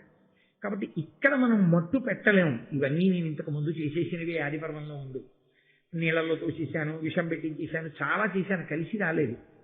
వాళ్ళనందరినీ కాల్చి చంపేయాలంటే ఇక్కడ ఉండగా కుదరదు. ఎందుకంటే వాళ్ళకి ధర్మపక్షపాతం ఉన్న పెద్దల యొక్క అనుగ్రహం ఉంది. అసలు ముందు ఈ ప్రదేశం నుంచి వాళ్ళని తప్పించారు. ఎందుకు ఎడతాడు యువరాజు? రాజధానిని విడిచిపెట్టి వెళ్ళడగా. ఇప్పుడు ఒక్క ధర్మరాజు వెళ్ళాడు ఏ కారణానికి. మిగిలిన పాండవులు ధర్మరాజును ఒక్కడిని చంపితే వీడు తిరగబడరు, మమ్మల్ని బతకనిస్తారా? 5గురిని చంపాలి. 5గురిని చంపి కుంచి మిగిలితే ప్రజల్లో విప్లవం వస్తుంది. ఆ తల్లిని చూడగానే అయ్యయ్యో 5గురి బిడ్డల్ని కన్న తల్లి, ఈ దుర్మార్గ ధృతరాష్ట్రుడు దుర్యోధనుడు ఆ కుంతిని చంపేశారు. ఆ కుంతి కొడుకుల్ని చంపి పాపం ఆవిడ అలా ఏడుస్తోందంటారు. ఈ కుంతి కూడా ఉండకూడదు. అసలు ప్రజలకి గుర్తు రాకూడదు. ఇక తొందరగా ప్రజలు మర్చిపోవాలి. తొందరగా ప్రజలు మర్చిపోవాలంటే కుంతి సహితంగా 5గురు పాండవులు చచ్చిపోవాలి. కుంతి సహితులై 5గురు పాండవులు చచ్చిపోవాలంటే అంతఃపురంలో కుదరదు. వాళ్ళు ఈ ప్రదేశాన్ని వదిలిపెట్టాలి. వాళ్ళు ఇంకొక చోటికి వెళ్ళాలంటే వాళ్ళు వెళ్ళరు. వాళ్ళు ఎందుకు వెళ్తారు? వాళ్ళు తెల్లవారు వేస్తే ప్రధానగారి కాళ్ళు పట్టడం ఇవన్నీ చేస్తారు. వాళ్ళకి ధర్మం. గురువు గారు ద్రోణాచార్యుల వారిని దర్శనం చేసుకోవడం, గురువు గారికి నమస్కారం చేసుకోవడం, తాతగారు భీష్మాచార్యుల వారికి నమస్కారం చేసుకోవడం, ఇవన్నీ వదిలేసి వాళ్ళు ఎక్కడికో పోతారా? వాళ్ళు వెళ్ళరు. కాబట్టి మీరు ఏం చేస్తారంటే వాళ్ళు వెళ్ళాలనేటటువంటి బుద్ధి వాళ్ళకి కలిగేటట్టుగా 10 మార్లు మంత్రులను పిలిచి ఆ మంత్రుల చేత వారణావతము అనబడేటటువంటి ప్రదేశం గంగా తీరంలో ఉన్న దాని గురించి అదే పనిగా పొగిడించాడు. అది ఎంత గొప్పదో ఎంత గొప్పదో ఎంత గొప్పదో అంటుండండి. అలా అనిపిస్తే అక్కడే కూర్చున్న పాండవులు అబ్బా మనం ఒకసారి అక్కడికి వెళితే బాగుందనుకుంటారు. వాళ్ళు ఎందుకు అనుకుంటారు? జలపాతాలు చూడడానికి, ఇంకోటి చూడడానికి కాదు. ఆ గంగానదిలో స్నానం చేసి అక్కడ ఉండేటటువంటి బ్రాహ్మణులకందరికీ దాన ధర్మాలు చేస్తే పాండురాజు గారు తరిస్తాడు. అంత గొప్ప ప్రదేశం అని మీరు అన్నారనుకోండి, పితృదేవతలు తరించే ప్రదేశం అంటే అయ్యో మన నాన్నగారిని తరింపచేద్దామని వాళ్ళు 5గురు పెడతారు. ఎందుకంటే తండ్రి కడుపున పుట్టినటువంటి బిడ్డలు, ప్రత్యేకించి కొడుకులు, మిగిలిన వాటిలో ఎంత కొట్టుకు చచ్చిపోయినా పర్వాలేదు, కానీ ఒక్క విషయంలో కనీస మర్యాద ఒక తల్లికి ఒక తండ్రికి పుట్టడం అంటే ఆ శరీరాలు పడిపోయేంత వరకు వాళ్ళు కలిసి కనీసం ఏడాదికి ఒకసారి ఒక పని చెయ్యాలి. తమ్ముళ్ళుగా పుట్టిన వాళ్ళు అన్నగారితో కలిసి తద్దినం పెట్టాలి. అలా కలిసి పెట్టకపోతే ఆ తల్లిదండ్రులు గుండెలు బాదుకు నిలుస్తారు పితృదేవతలకు. ఎందుచేత అంటే వాళ్ళకి ఒక ప్రీతి అన్నది ఒకటి ఏడుస్తుంది. ఏదో పెద్దవాడు ధార్మికుడు, ఆయన తద్దినం పెట్టారనుకోండి, వాళ్ళు వచ్చిన ప్రారంభం ఏంటంటే ఆయన ఇచ్చిన నీళ్లు తాగి వాళ్ళు వెళ్ళరు, వాళ్ళు ఏడుస్తారు. ఇద్దరిని కన్నాను, పెద్దవాడు తద్దినం పెడుతున్నాడు బానే ఉంది, ఆ రెండో వాడు పనికి మాలిన వాడు పెట్టట్లేదు తద్దినం, వాడు పాడైపోతున్నాడని వాళ్ళు ఏడుస్తారు. అందుకని శాస్త్రం ఏం చెప్పిందంటే వాడు మర్యాదతో ఉన్నా ఏడుస్తారు, లేకపోయినా ఏడుస్తారు. అయ్యో పాపం పిల్లలు చూసావా ఎంత ధర్మానికి కట్టుబడ్డారో అని సంతోషిస్తారు. కాబట్టి ఆ తమ్ముడు తద్దినానికి రావాలి. వచ్చి అన్నగారి చెయ్యి కింద పెడితే తమ్ముడు పైన చెయ్యి పెట్టాలి, పైన చెయ్యి పెట్టి నీళ్లు విడిచిపెట్టాలి. చిట్ట చివర కింద అన్నగారి చెయ్యి ఉండాలి. తాను పెద్దవాడైనా తన చెయ్యి కింద ఉండేది తద్దినంలో. తమ్ముళ్ల చేతుల మించి పడినటువంటి నీళ్లు ఆఖరణ పెద్ద కొడుకు చేతిలోంచి కింద పడాలి. కొడుకు పెద్ద కొడుకుగా ఒకడు పుట్టి ఉండాలి అంటే దేవతలు ఒక అధికారం చూస్తారు. వీడి శరీరం పడిపోయేటప్పుడు వీడు వాడి ఒళ్ళో తల పెట్టుకుని పడుకుని 1,00,000 తేళ్లు పుట్టిన బాధ పొందకుండా కొడుకు ఒళ్ళో తల పెట్టుకుని చచ్చిపోయేటంత అదృష్టం వీడికి ఇవ్వడానికి కావలసిన పుణ్యం ఉందా? ఆ పుణ్యం లేకపోతే కర్మ సంతానాన్ని ఇవ్వరు. ఇంకా పెద్ద కొడుకు ఉండడు. ఐశ్వర్యానికి కారణం కనిష్టపుత్రుడు, ఆఖరివాడు. అందుకే దత్తత ఇస్తే పెద్దవాడిని ఇవ్వరు, ఆఖరివాడిని ఇవ్వరు. ఇద్దరే కొడుకులు ఉన్న వాళ్ళు దత్తతను ఇవ్వకూడదు. పెద్దవాడిని దత్తత ఇవ్వడానికి వీల్లేదు కర్మ సంతానం, కిందవాడిని ఇవ్వడానికి వీల్లేదు, వాడు ఐశ్వర్యానికి కారకం, వాడు లక్ష్మీప్రదమైనటువంటి సంతానం. అందుకే ఇద్దరు కొడుకులున్న వాళ్ళు ఏ కారణం చేత దత్తత ఇవ్వకూడదు. ముగ్గురు కొడుకులున్న వాళ్ళు మధ్యలో ఉన్న వాళ్ళని దత్తతిస్తారు. కాదని ఇస్తే రెండో వాడిని దత్తతిస్తే పెద్దవాడి ఐశ్వర్యం నశిస్తుంది. పెద్దవాడిని ఇస్తే ఉత్తర జన్మల్లో కర్మ చేయడానికి సంతానం ఉండదని శాస్త్రవాక్కు, నా సొంత మాట కాదు. కాబట్టి అన్నదమ్ములు అందరూ ఉండాలి. పితృకార్యం అంటే ఉండి కనీస మర్యాద. మీరు కొట్టుకున్నారు, దరిద్రం అది వదిలేండి. మిమ్మల్ని కన్న తండ్రి ఏం చేశాడు? ఆయన కని మీ అందరికీ నామకరణం చేశాడుగా, అందరికీ అన్నం పెట్టాడుగా, ఆయన ఇచ్చేదేదో అందరికీ ఇచ్చాడుగా. పెద్ద ఆయన ఇంట్లో ఫోటో పెట్టుకుని మా నాన్నగారిని గౌరవంగా చెప్పుకున్నట్టు నువ్వు చెప్పుకోవడానికి అధికారం ఇచ్చాడుగా. పాపం అంతటి మహానుభావుడు బతికున్ననాళ్ళు అన్ని ధర్మకార్యాలు చేశాడు, అంత పేరు గడించాడు, అంతటి మహాభక్తుడు.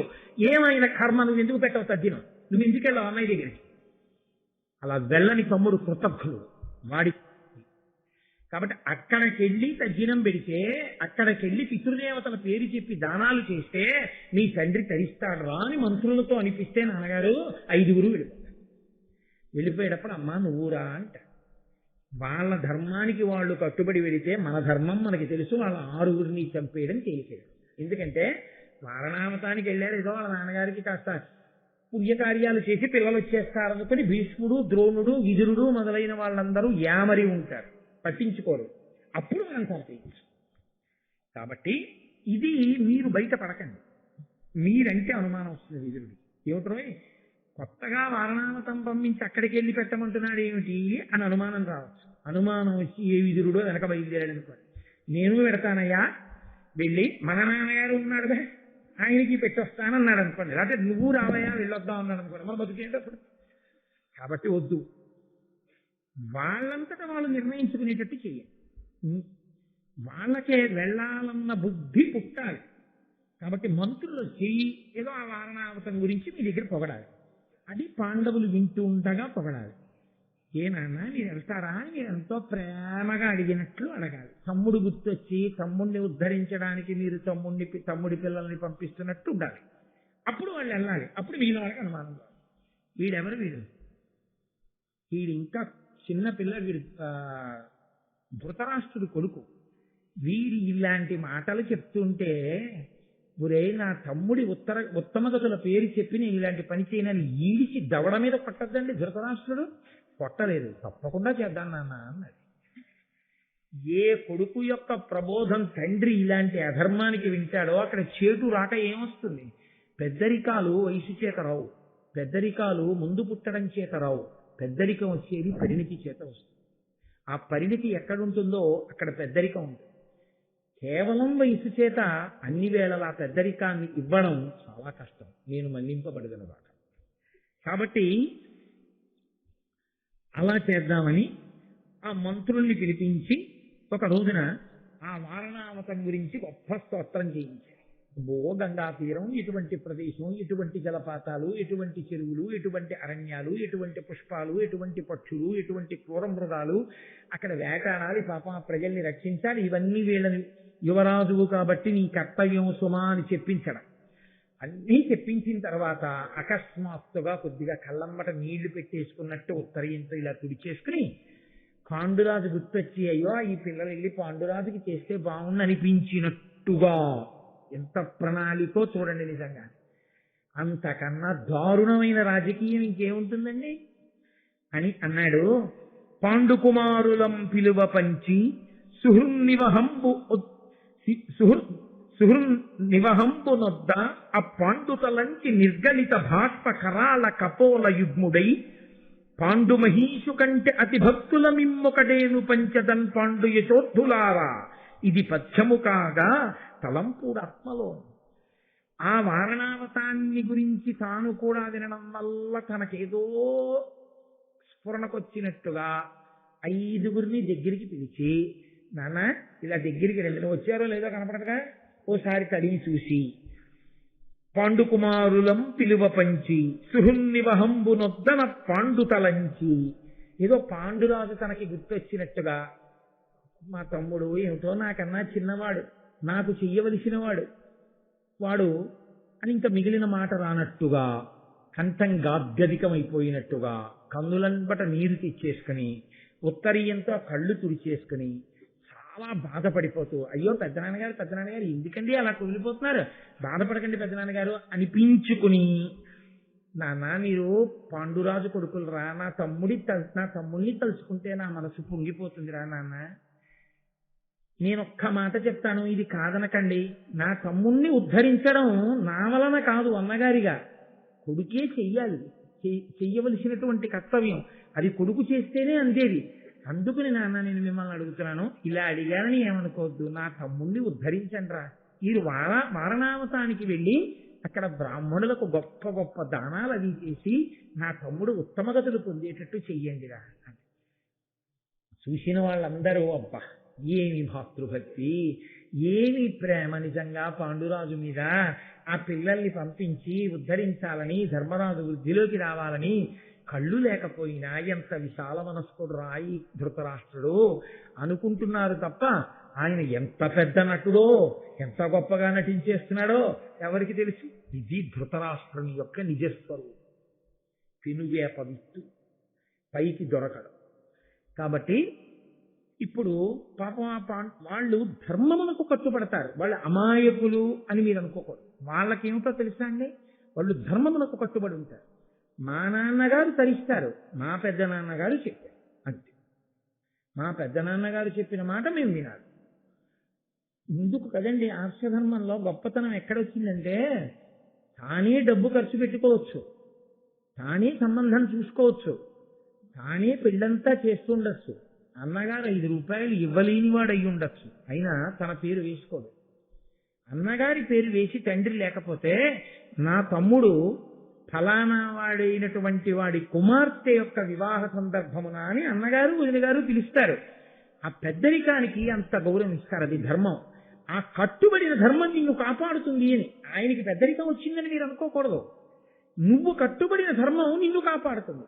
నువ్వు ఆయనకి పెద్దరికం ఇవ్వడం చేత నువ్వు పెద్దవాడి అవుతావు, నువ్వు పూజ చేయడం చేత నువ్వు పూజార్హుడు అవుతావు, నువ్వు కృతజ్ఞుడు అవడం చేత నువ్వు లోకమునకు ఆదర్శం అవుతావు. కాబట్టి ధర్మమునకు వాళ్ళు కట్టుబడ్డారు, ఇదే వాళ్ళని రక్షిస్తుంది. ధర్మో రక్షతి రక్షిత. ఎవడు ఈ ధర్మాన్ని అడ్డుపెట్టి తన కార్యాన్ని సాధిద్దాం అనుకున్నాడు వాడు పాడవుతాడు. కాబట్టి ఇప్పుడు వాళ్ళు పెద్ద నాన్నగారు చెప్పారు, మా నాన్నగారు తరించాలి, కాబట్టి మేము తప్పకుండా వెళ్తాం, వెళ్ళి వారణావతంలో మేము చెయ్యవలసినటువంటి పనులన్నీ చేస్తాం. పెద్దనాన్నగారండి మేము ఇప్పుడు బయలుదేరాం. ఏదో చూశాడు ముహూర్తం, చూసి ఇదిగో ఫలానా అప్పుడు బయలుదేరాడు. భీష్ముడు విన్నాడు, ద్రోణుడు విన్నాడు, కృపాచార్యులు వారు విన్నారు, విదురుడు విన్నాడు, అందరూ విన్నారు. పాపం ఎంత మంచి మాట చేశాడు, ఉత్తర క్రియలన్నీ చేయించాడుగా, పాండురాజు యొక్క అస్థికల కలశ పట్టుకొస్తే అలాగే పాపం మంచి పని చేయిస్తున్నాడు అనుకున్నాడు. వాళ్ళు కూడా అనుకున్నట్టున్నారు, అలా అనుకోలేదు. ఎందుకంటే ఆయన కళ్ళ ముందు పుట్టినవాడు ధృతరాష్ట్రుడు, వీడి బుద్ధి ఏమిటో ఆయన నోటితో బయటపడకపోయినా కనిపెట్టలేని అమాయకులు కారు వాళ్ళు. నమ్మినట్టున్నారు. వాళ్ళ పరాకులో వాళ్ళు. కాబట్టి ఇప్పుడు వెంటనే తండ్రి చెయ్యవలసిన ఉపకారం తండ్రి చేసేశాడు కదా, అన్నీ వడ్డించి పెట్టాడు. ఇంకా ప్రణాళికని అమలు చేయడం దుర్యోధనుడి కష్టం. వెంటనే ఆయన పురోచనుడు అనబడేటటువంటి తనకి సన్నిహితుడైన వ్యక్తిని పిలిచాడు. పిలిచి అన్నాడు, నువ్వు వెంటనే కంచరగాడిదలను పూల్చుకుని చాలా వేగంగా అలసట అని భావించకుండా పాండుకుమారుల కన్నా ముందే నువ్వు వారణావతానికి వెళ్ళిపోవాలి. ఈ కార్యసిద్ధి అగుడును నీ కథమున అఖిల దారుణీ రాజ్యము నాకేకాధిష్ఠితమగు, ఇది నీకును నిత్యోపభోగ నిలయమ కాదే. నువ్వు నా కార్యాన్ని సాధించు, నీకు నిత్యము భోగమే. రాజ్యం నాదవుతుంది, నీకు నిత్యభోగం వస్తుంది. ఏం చేయాలో తెలుసా నువ్వు చేయవలసింది? నువ్వు తొందరగా పాండుకుమారులైనటువంటి పాండవులు వచ్చే లోపలే వారణావతానికి వెళ్ళిపోవాలి. వెళ్ళిపోయి లక్క, మద్ది బంక, నెయ్యి, నూనె, మట్టి ఈ 5 కలిపి ఇల్లు కట్టాలి. ఇల్లు కట్టి వాటి పక్కనే ఆయుధాగారం పెట్టాలి. ఆయుధాలన్నీ అందులో ఉంచుకుంటారు. వాళ్ళ ఆయుధాలు కూడా ఇక మిగలవు. ఆయుధాగారాన్ని అట్టెపెట్టి దీనికి తెల్లటి సున్నం వెయ్యాలి. అది పాండువర్ణంలో పౌర్ణమి నాటి చంద్రబింబంలా ఉండాలండి. పాండుకుమారులు కుంతితో కలిసి ఆ ఇంటిలో ప్రవేశించారు. ప్రవేశించిన తరువాత అక్కడ వారణావతంలో ఉండే ప్రజలకి అనుమానం రాకూడదు. కొన్నాళ్ళు వాళ్ళ అందులో ప్రశాంతంగా ఉండని వాళ్ళు నమ్మకం ఏర్పడుతుంది. బాగుంది, హాయిగా సంతోషంగా ఉన్నాం అనుకుంటారు. గాఢ నిద్రపోతారు. ఆ నిద్రలో ఉండగా ఇల్లు అంటించేస్తే అది లక్కతోటి, ఆ తర్వాత మద్ది బంకతోటి, నీటితోటి, నూనెతోటి, ఇవి కలిసిన మట్టితోటి, కాబట్టి వెంటనే అంటుకుపోతుంది. ఇంకా ఆ అగ్నిహోత్రం అసలు ఆగేది కాదు, ఉత్తరక్షణం అంటుకుపోతుంది. అంటుకుపోగానే ఇంకా తప్పుకునే మార్గం లేక 5 అందులో కాలి మరణిస్తారు. ఇల్లు అంటుకుపోవడం అనేటటువంటిది ఒక ప్రమాదం. అది ఎందుకు జరిగిందో ఎవరికీ తెలియదు.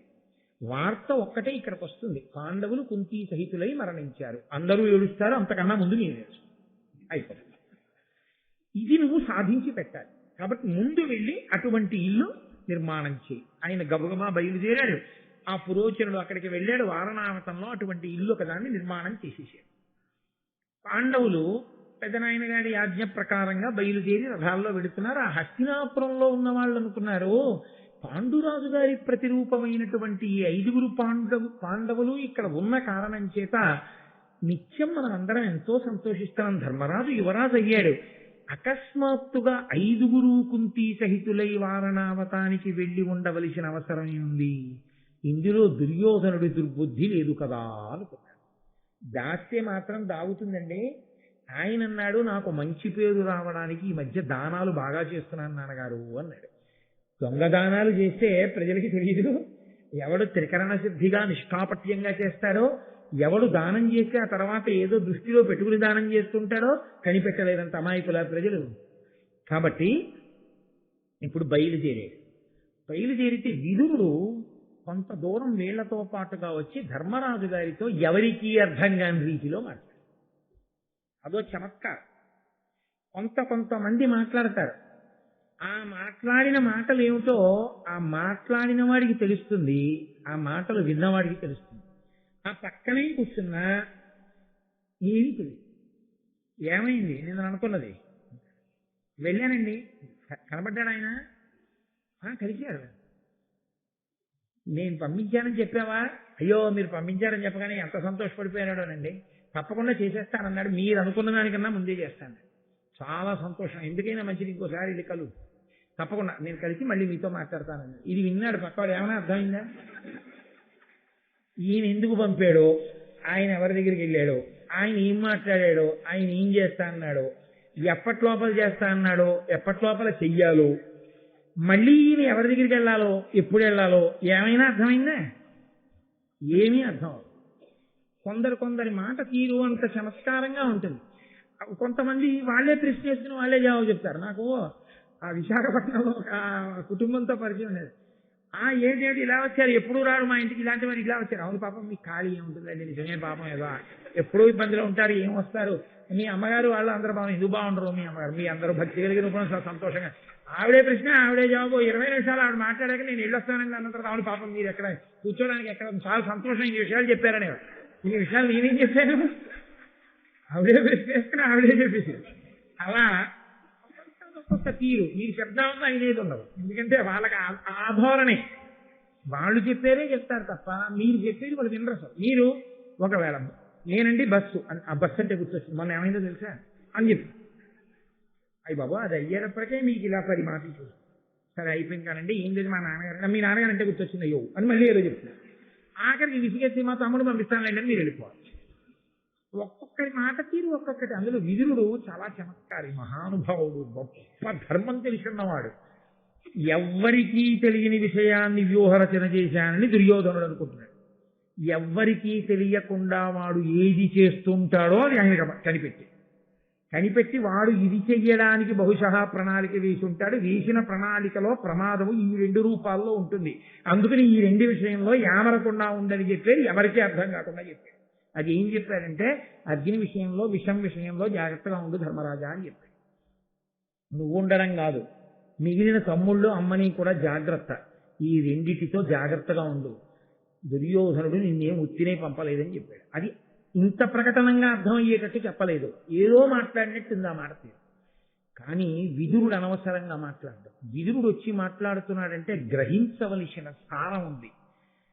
అది ధర్మరాజు గారి శీలంలో వైభవం ఏంటో తెలుసా అండి? భారతంలో ఎదటి హృదయాన్ని 2 రెళ్ళు 4 ఎంత ఖచ్చితమో అంత ఖచ్చితంగా అంచనా వేస్తాడు.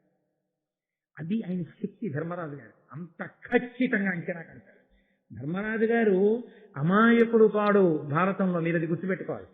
ఆయన చాలా గడుసరివాడు.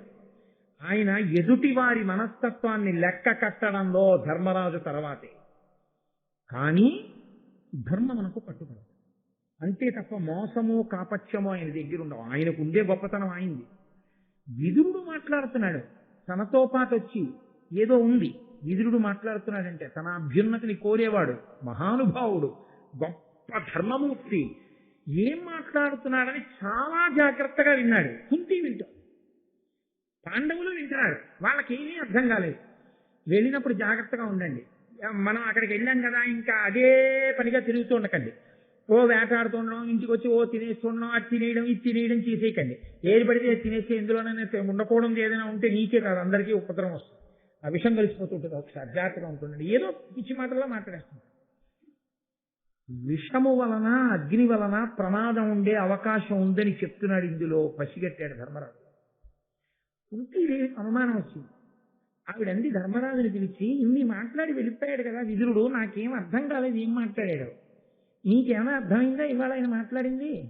ఒకవేళ నీకు అర్థమై ఉంటే ఏమిటా పనికిమాలిన మాట్లాడలేదండో, నీకు అర్థమై ఉంటే నేను వినొచ్చు అనుకుంటే అది ఏమిటో నాకు చెప్పన్నాడు. ఆయన దగ్గరకు వచ్చి అన్నాడు, అగ్ని వలన విషము వలన భయం ఉందని చెప్పారమ్మా, పరాకుగా ఉండమన్నాడు.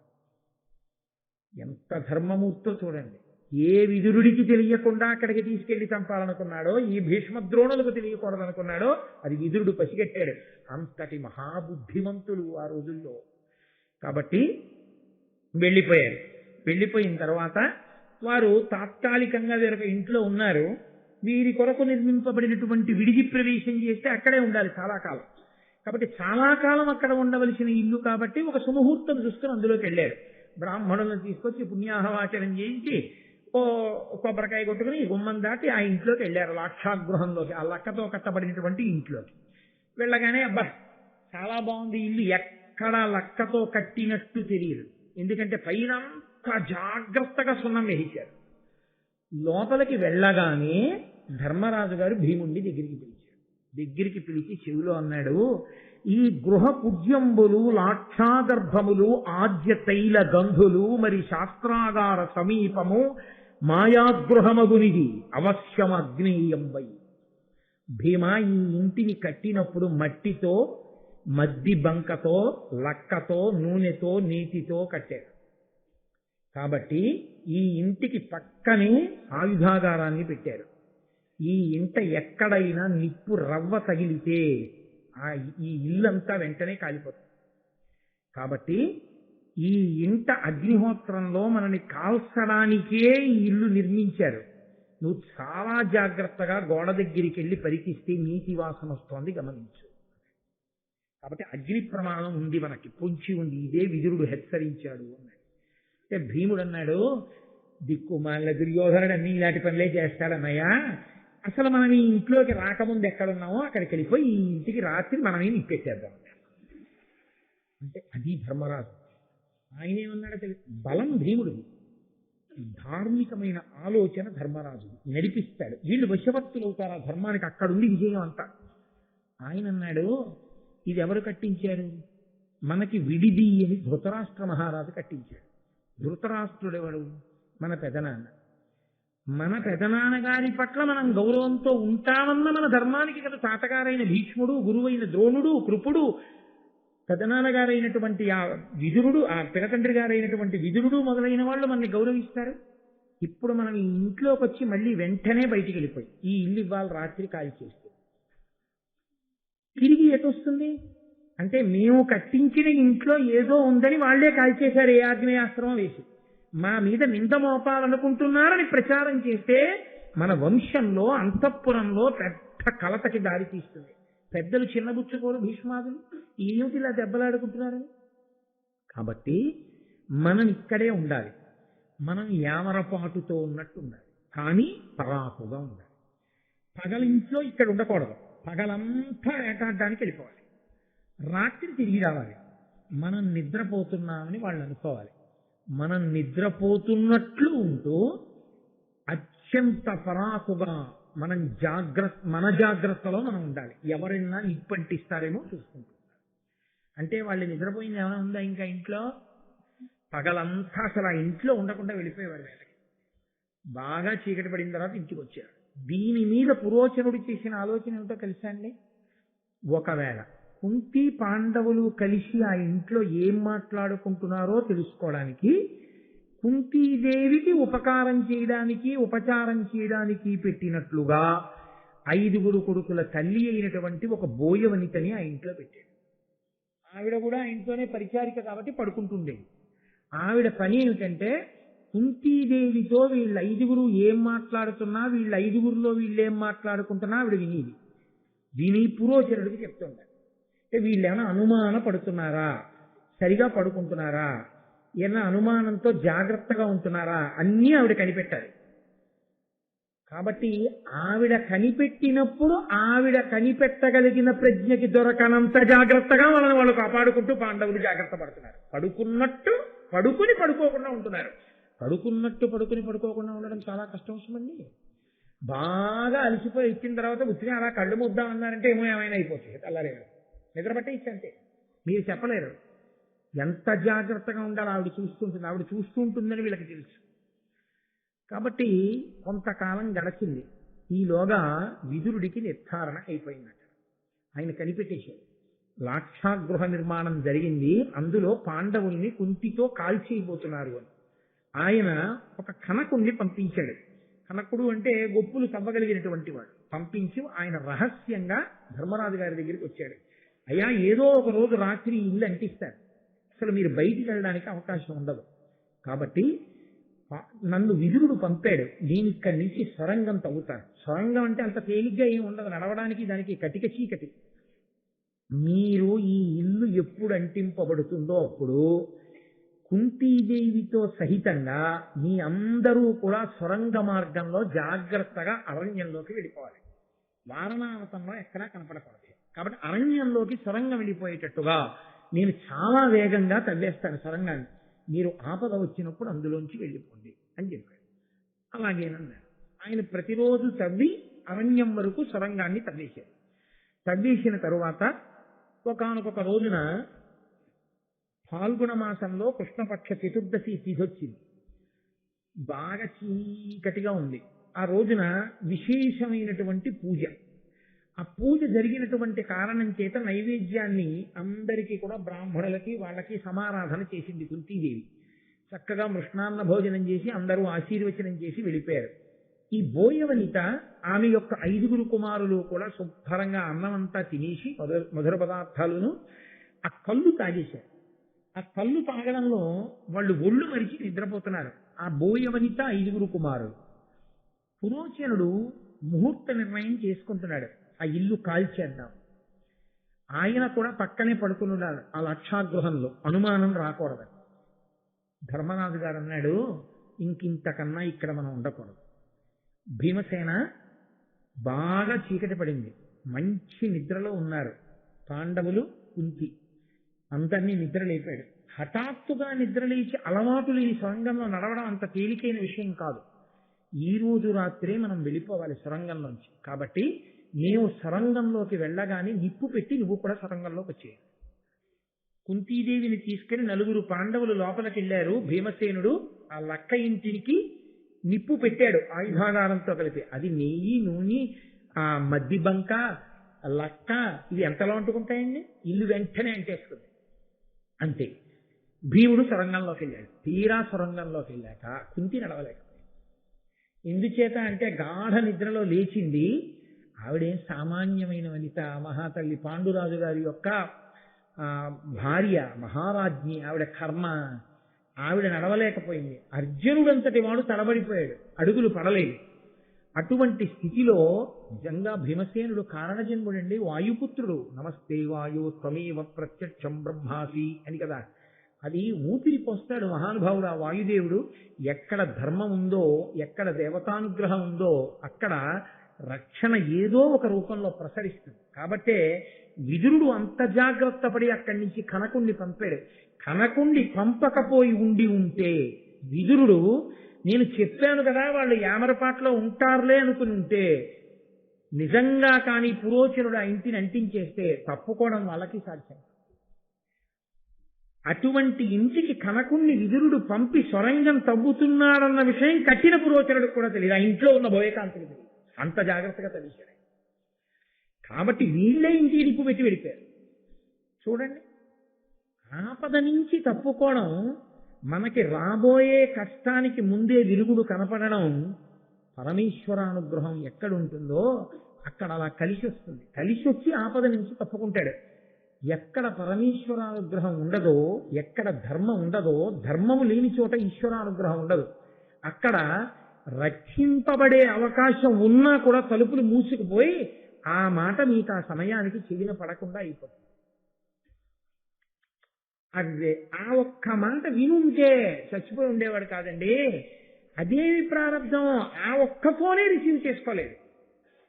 జరిగింది అలా. నాకు చెప్పడం ఇష్టం లేక నేను చెప్పట్లేదు. సరే, అసలు నేను ఇంక దాని గురించి కనీసం సంకేతించడం కూడా నాకు ఇష్టం లేదు. యథార్థంగా జరిగింది ఈ దేశంలో అలాంటి సంఘటన. అదే దురదృష్టం, అదే ఈశ్వరానుగ్రహం లేదు అనడానికి గుర్తు. కాబట్టి బ్రతికారు పాండవులు, బ్రతికింది కుంతి. ఒక్కటే కారణం, వాళ్ళ ధర్మం వాళ్ళని రక్షించింది. ఇప్పుడు తీరా లోపలికి వెళ్ళిన తరువాత పొగ సెగ ఉంటాయి కదండి సొరంగంలోకి, అందులో చిక్కడిపోయి పడిస్తారనుకోండి, ఇంకేముంది వాళ్ళకి మాత్రం మార్గం ఏది వెళ్ళడానికి, వెనక్కి వెళ్ళలేరు, ముందుకు నడవలేరు. కటిక చీకటి, దీపమా వెలుతురా ఏముంటుంది అందులో, అకస్మాత్తుగా వెళ్ళిపోతున్న వాళ్ళకి.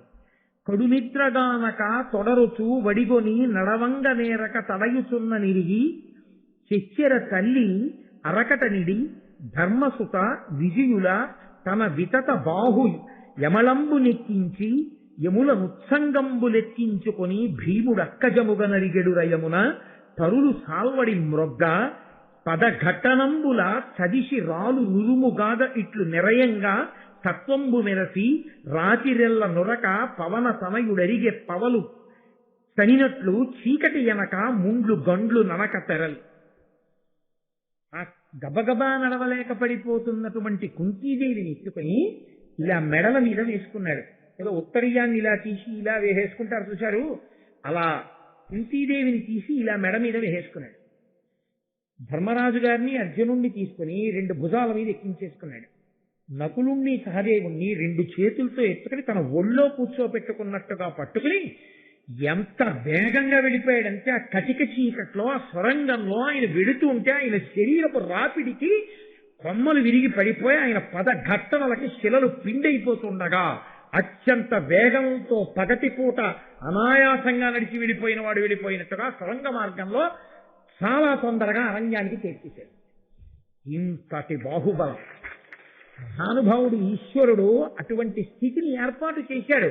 అత సొరంగ మార్గంలో అలా ఎక్కించుకుని అలా పట్టుకుని వెడుతూ ఉంటే ఒళ్ళోకి నకుల సహదేవులు ఉన్నారు, ఈ మోచేతులు.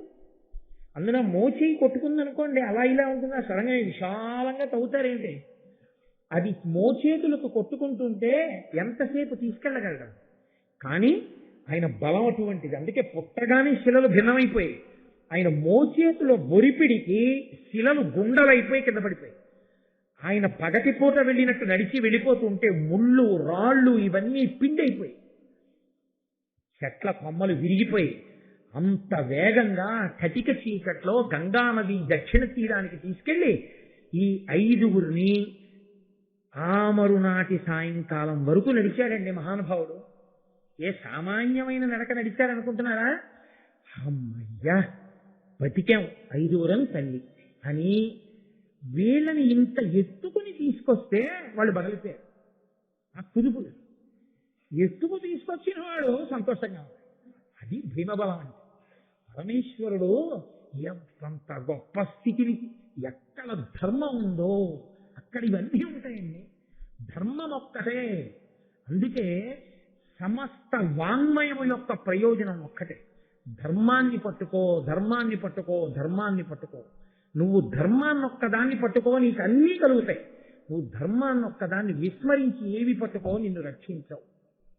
కాబట్టి అది మనకి నిరూపణం చేస్తారు ఇటువంటి ఘట్టాల్లో పెద్దలు. కాబట్టి ఇప్పుడు ఆయన తీసుకెళ్లి అరణ్యంలో పడుకోబెట్టాడు. ఆ ఇల్లు కాలిపోతోంది. వారణావతంలో వాళ్ళందరూ సంతోషించారు, పాండవులు కుంతి వచ్చారని. వాళ్ళు పరుగు పరుగున ఆ లాక్షాగృహం దగ్గరికి వచ్చారు. అరే రే పాండవుల 5గురు కాలిపోయారు, కుంతి కాలిపోయారు. పాపం గబగబా ఇంట్లోకి వెళ్లే ప్రయత్నం చేశారు, కానీ అది అంటుకున్నటువంటి కొన్ని నిమిషములలో కాలిపోతుంది. కాబట్టి కాలిపోయి గుడి అయిపోయిన తర్వాత వీళ్ళు గబగబా లోపలికెళ్ళి ఏది కుంతి శవం, ఏది పాండవుల శవం అని వెతికారు. వెతికితే ఆ బోయకాంత అనే 5గురు కుమారుల యొక్క అస్థిపంజరాలు ఉన్నాయి. అవే కుంతి 5గురు కుమారుల అస్థిపంజరాలు అనుకుని వారణావతంలో ఉన్న వాళ్ళందరూ ఇచ్చారు. ఎవడా ఇల్లు కట్టాడో ఆ పురోచనుడు కూడా కాలి మరణించాడు. 5గురు పాండవులు కుంతి చచ్చిపోయారని లోకమంతా అనుకుంది. కనకుడు మాత్రం ఎవరు గొయ్యి తవ్వాడో ఆయన లోపలికెళ్ళి చూశాడు. ఈ 5 కాకుండా ఇంకేమైనా ఉన్నాయా మృతదేహాలు? లేవు. సొరంగంలోంచి వెళ్ళిపోయినటువంటి జాడ కనపడింది. ఓ పాండవులు చేరిపోయారు చాలు. ఆయన కూడా బూజిలో ఏదో వెతుకుతున్నట్టుగా నటిస్తూ సొరంగం బయటపడింది అనుకోండి. ఇదేమిటి సొరంగం ఉందని కొంతమంది అందులోంచి వెళ్ళి చూస్తారు. ఆ సొరంగాన్ని బూజితో కప్పేశారు వెతుకుతున్నట్టు. దాంతో అక్కడ సొరంగం ఉందన్న విషయాన్ని కూడా ఎవరు చూడరు. అందరూ చచ్చిపోయారు అనుకున్నారు. ఓ భీతాహ అన్న మాట ఉంటుంది కదా, ఇంకా అందులోకి ఎవడొస్తాడు. అందుకని అందరూ బయటకు వచ్చారు. ఈ వార్త వెంటనే ధృతరాష్ట్ర మహారాజుకు ముందెళ్ళిపోయింది, దుర్యోధనుడికి చేరిపోయింది. అంతే, ఇంకేముంది?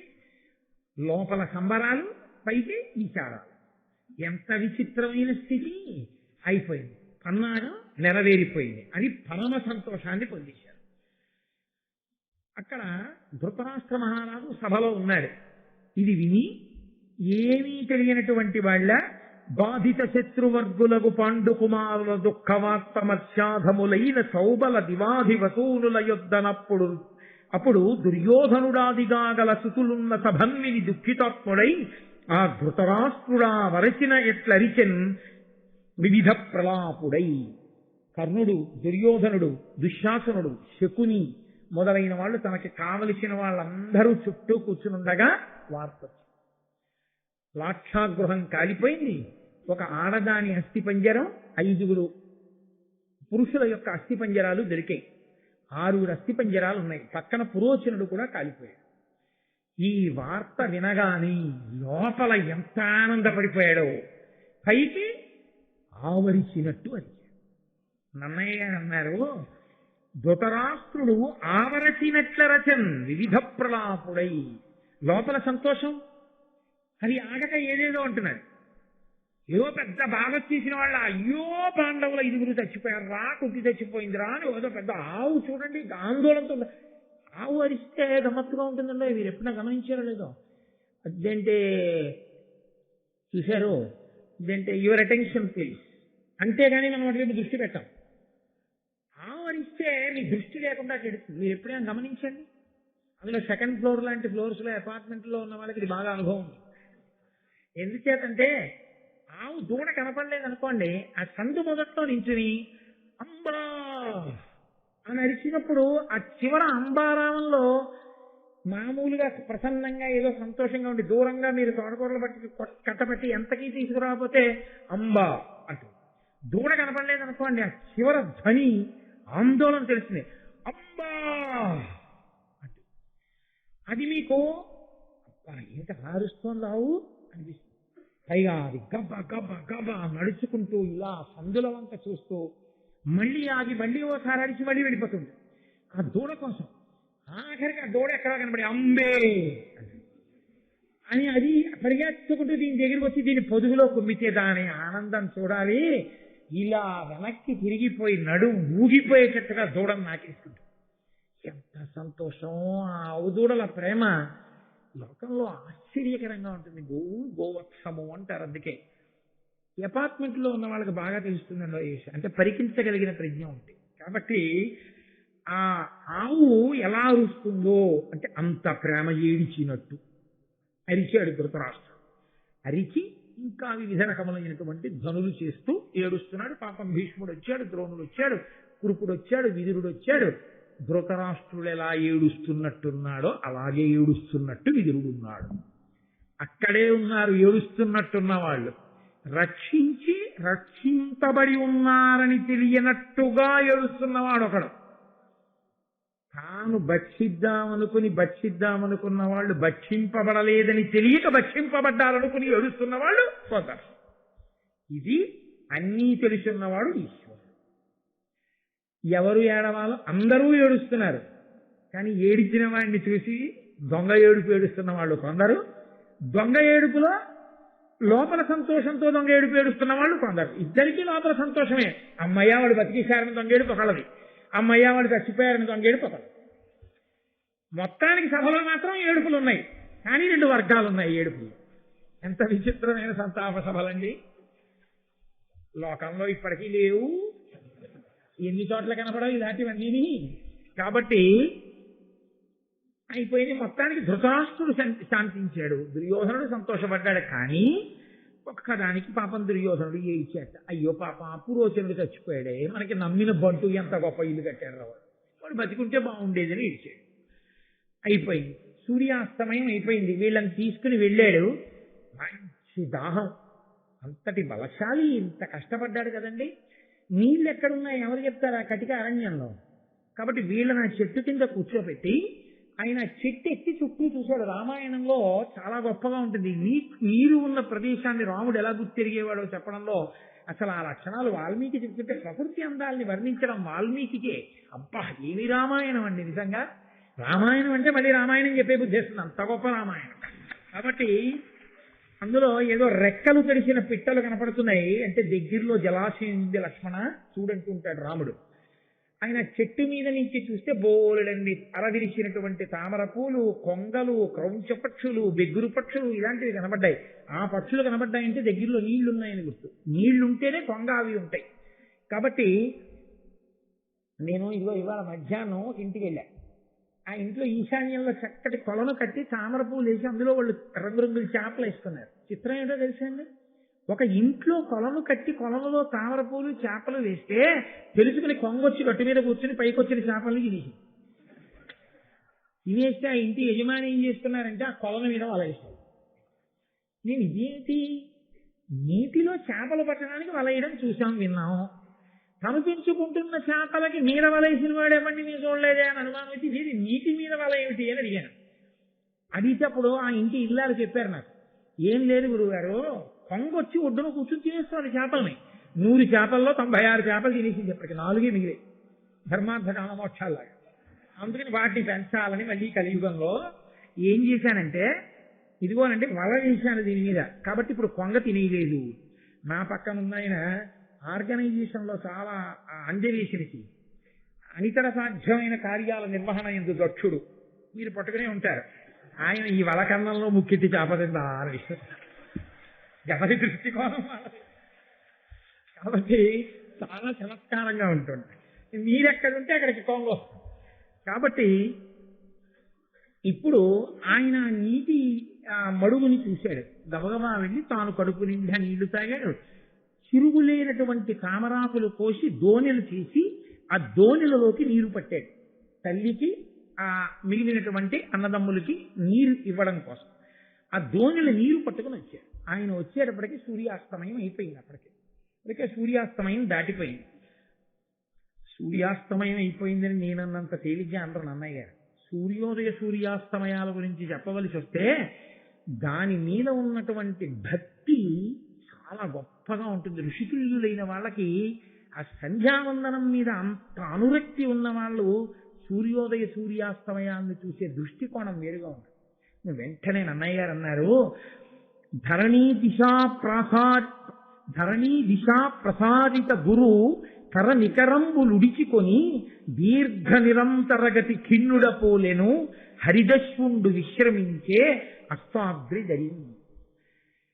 ఎడతెరిపి లేని ప్రయాణం తెల్లవారుజామున మొదలుపెట్టి తూర్పు దిక్కు నుంచి అలా పశ్చిమ దిక్కు వరకు నడిచి నడిచి నడిచి నడిచి నడిచేవాడు ఏం చేస్తాడు? చేతులు ఇలా దగ్గర పెట్టుకుని నడిచాడు అనుకోండి, నడవలేడు. అందులో గబగబా నడవాలనుకున్నవాడు ఏం చేయాలి? చేతులు ఇలా పెట్టుకుని నడవడం కుదరదు. ఇలా ఇలా ఊపుకుంటూ నడవాలి. ఇలా ఊపుకుంటూ నడవడం ఏంటి? నడిస్తేనే ఊగుతాయి. ఊపుకుంటూ నడవక్కర్లేదు, ఊగిపోతాయి అంతే చేతులు. అది అప్రయత్నం. కాబట్టి ఇలా ఊపుకుంటూ నడిచినప్పుడు ఈ చేతులు ఎంత దూరం వెళ్ళగలవో అంత దూరం తడుగుతాయి. ఇలా వెళ్తున్నప్పుడు ఇక్కడ ఏదో అడ్డుందని తగలదండి, కాబట్టి తడుగుతాయి. సూర్యనారాయణమూర్తి చేతులు కిరణములు కరములు అవి ఎక్కడి వరకు తడుగుతాయి? లోకాన్నంతటి తడుగుతాయి ఆయన నడుస్తున్నంతసేపు. నడిచి నడిచి అలిసిపోయిన వాడు ఏం చేస్తాడు? పడుకున్నప్పుడు అది గుహ ఏమీ చూడడం. పడుకుని ఈ కాళ్ళు దగ్గరికి పెట్టేసుకుని చేతులు రెండు ఇలా దగ్గరికి పెట్టేసుకుని ఇలా పడు. ఇంకా నిద్రలో ఇలా విస్తారంగా ఇలా చాపి పెట్టడం, ఇలా దగ్గరికి లాగేస్తాడు. తెల్లవారకట్ట నుంచి సాయంకాలం వరకు నడిచి నడిచి అలిసిపోయిన సూర్యుడు పశ్చిమాద్రి అనబడేటటువంటి గుహలో కాళ్ళు చేతులు దగ్గర పెట్టేసుకు పడుకున్నాడా అన్నట్టుగా ఇంకా కిరణములు కనపడ్డం మానేసి. అంటే కాంతి కరిగిపోయింది, చీకటి పడిందన్నానికి ఆయన ఎంత గొప్పగా తీసుకొచ్చారో చూడండి. అంటే ఆ సూర్యాస్తమయాన్ని అంత తాదాత్మ్యతతో కంటికి కనపడే భగవత్ స్వరూపం కదండి అది. తిక్కనగా ఎంత గొప్పగా వర్ణిస్తారో ఆ సూర్యోదయ సూర్యాస్తమయాల్ని. కాబట్టి అలా సూర్యాస్తమయం అయిపోయింది. ఇంత జాగ్రత్తగా తీసుకొచ్చిన భీముడి కన్నా ఎత్తుకు తీసుకురాబడినటువంటి పాండవులు, మిగిలిన పాండవులు కుంతి పడలిపోయారు. వాళ్ళు ఎక్కడి వాళ్ళు అక్కడే. నిద్ర సుఖం ఎరగదు, ఆకలి రుచి ఎరగదు. వాళ్ళు ఆ బడలికకి ఆ చేతులు తల కింద చేతులు పెట్టుకుని ఎవరు దొరికితే చంపేద్దామని చూడబడుతున్నటువంటి పాండవులు, ధర్మరాజు, అర్జునుడు, నకులుడు, సహదేవుడు, నలుగురు, కుంతీదేవి నిద్రపోతున్నారు. వచ్చి చూశాడు భీముడు. ఎంత బాధ కలిగిందో, ఇంత అలిసిపోయి నిద్రపోతున్నారు, లేపి నీళ్లు తాగండి అంటే ఎందుకు, లేచాక తాగుతారులే అనుకున్నాడు. అది చాలా ప్రేమతో కూడిన మాట తెలుసండి. అమ్మ, మీరు చూడండి, ఎప్పుడైనా అమ్మ నోటి వెంటే వస్తాయి ఆ మాట. ఏదో ప్రయాణం చేసి వస్తాం, రాత్రి 9ంటికి వెళ్ళిపోతాం కదా, వెళ్ళిపోయిన తర్వాత గబగబా ఏ ఉందిలే ఇంత ఉప్మా చేసి పెట్టేస్తాను, తినేసి పడుకుందరు కానీ ఏదో కారణానికి ఆ బస్సు ఎక్కడో చీకట్లో ఆగిపోయి మళ్ళీ బయలుదేరి రాత్రి ఇంటికి వచ్చేటప్పటికి 12 అయిపోయింది అనుకోండి. అమ్మ అమ్మ ఆకలమ్మ ఆకలమ్మ ఆకలమ్మ అని ఇంట్లో దిగిన పిల్లలు ఇంటికి రాగానే అమ్మ ఉప్మా చేస్తుందా, అమ్మ మజ్జిగిస్తుందా ఇవి చూడరు. సోఫాలో ఓడిపడిపోతాడు, మంచం మీద ఓడిపడిపోతాడు, ఆ చెప్పులు ఇప్పేసి వాళ్ళు ఎక్కడి వాళ్ళు అక్కడే అలా పడుకుని నిద్రపోతే అమ్మ అప్పుడు ఇంకా ఉప్మా చేయదు. గబగబా పాలు కాచేసి ఇలా కొరిపేసి చల్లార పెట్టేసి ఉప్పుని ఊదేసి ఆ పాలు పట్టుకొచ్చి పిల్లల్ని చూసి, పాపం అమ్మ ఆకలి ఆకలి ఆకలి అన్నారు, ఎంతలా నిద్రపోతున్నారో, ఫోన్లో ఇంక రేపు ఇద్దాం పడుకొని అంటే. రాశీభూతమైన ప్రేమ ఉన్న చోటే ఆ మాట వస్తుంది. అమ్మలోంచి వస్తుంది ఆ మాట. సాధారణంగా ఎక్కడైనా అమ్మ అమ్మే లోకంలో. అలా భీముడు ఆ పాండవుల్ని కుంతిని చూసి, అయ్యయ్యో ఎంత నిద్రపోతున్నారో, రాళ్ల మీద ముళ్ళ మీద పడి నిద్రపోతున్నారు, చెట్టు కింద కటికి నేల మీద, లేచాక తాగుతారులే అని ఆ దొప్పలు అక్కడ పెట్టి చూసి ఆయన అనుకుంటున్నట్ట, త్రిభువన సామ్రాజ్య శ్రీ ప్రభుడగు ధర్మాత్మజుండు ప్రాకృత జనునట్లు అభిరూక్షతలంబున ఇట్లు అభిభూతుండగునే నిద్ర అతి చిన్నుండయి. 3 లోకములను పరిపాలించవలసినటువంటి వాడు, యవరాజ్య పట్టాభిషేకమై అయినవాడు, కురు సామ్రాజ్యానికి యువరాజు బడలిపోయి ఇంత ఆపద నుంచి బయటపడి కటిక నేల మీద అరణ్యంలో ఒక చెట్టు కింద తన చెయ్యి తాను తలగడాగా పెట్టుకుని అయ్యో క్రూర మృగాలు వచ్చి ఎత్తుకుపోతాయేమో అని కూడా మర్చిపోయి అలుపెరగకుండా ఇలా నిద్రపోతున్నాడా అని అమ్మ వంక చూశాడు. ఆ అమ్మ పడుకుని నిద్రపోతుంటే అమ్మ పొట్టలో రాళ్లు గుచ్చుకుని ఉన్నాయి. ఆ పొట్ట చూడగానే తానే గుర్తొచ్చాడు, తన తమ్ముళ్ళు అన్నా గుర్తొచ్చాడు. మమ్మల్ని కన్న కడుపు పాండు మహారాజు గారి యొక్క పత్ని. అమ్మా అలా పడుకున్నావా అనుకున్నాడు. ప్రేమ అన్న మాటని నన్నయ్య గారు భీముడి కళ్ళదోళ్ళలోంచి చూసి మాట్లాడతారు. అందుకుని ఋషితుల్యుడయ్యాడు మహానుభావుడు. ఆ ప్రేమలు, ఆ హృదయాలు అవి అత్యద్భుతం అండి. పేదరికం అనుభవించిన అన్నదమ్ములు, అక్క చెల్లెళ్ళు అందరూ అలా కలిసిమెలిసి ఉన్న రోజులుంటాయే, అవి ఎంత ఐశ్వర్యవంతులైన తర్వాత కూడా మీరు చూడండి, వాళ్ళు కలిసి కూర్చున్నప్పుడు మళ్ళీ వాళ్ళు కోరుకునేది ఏమిటో తెలుసా?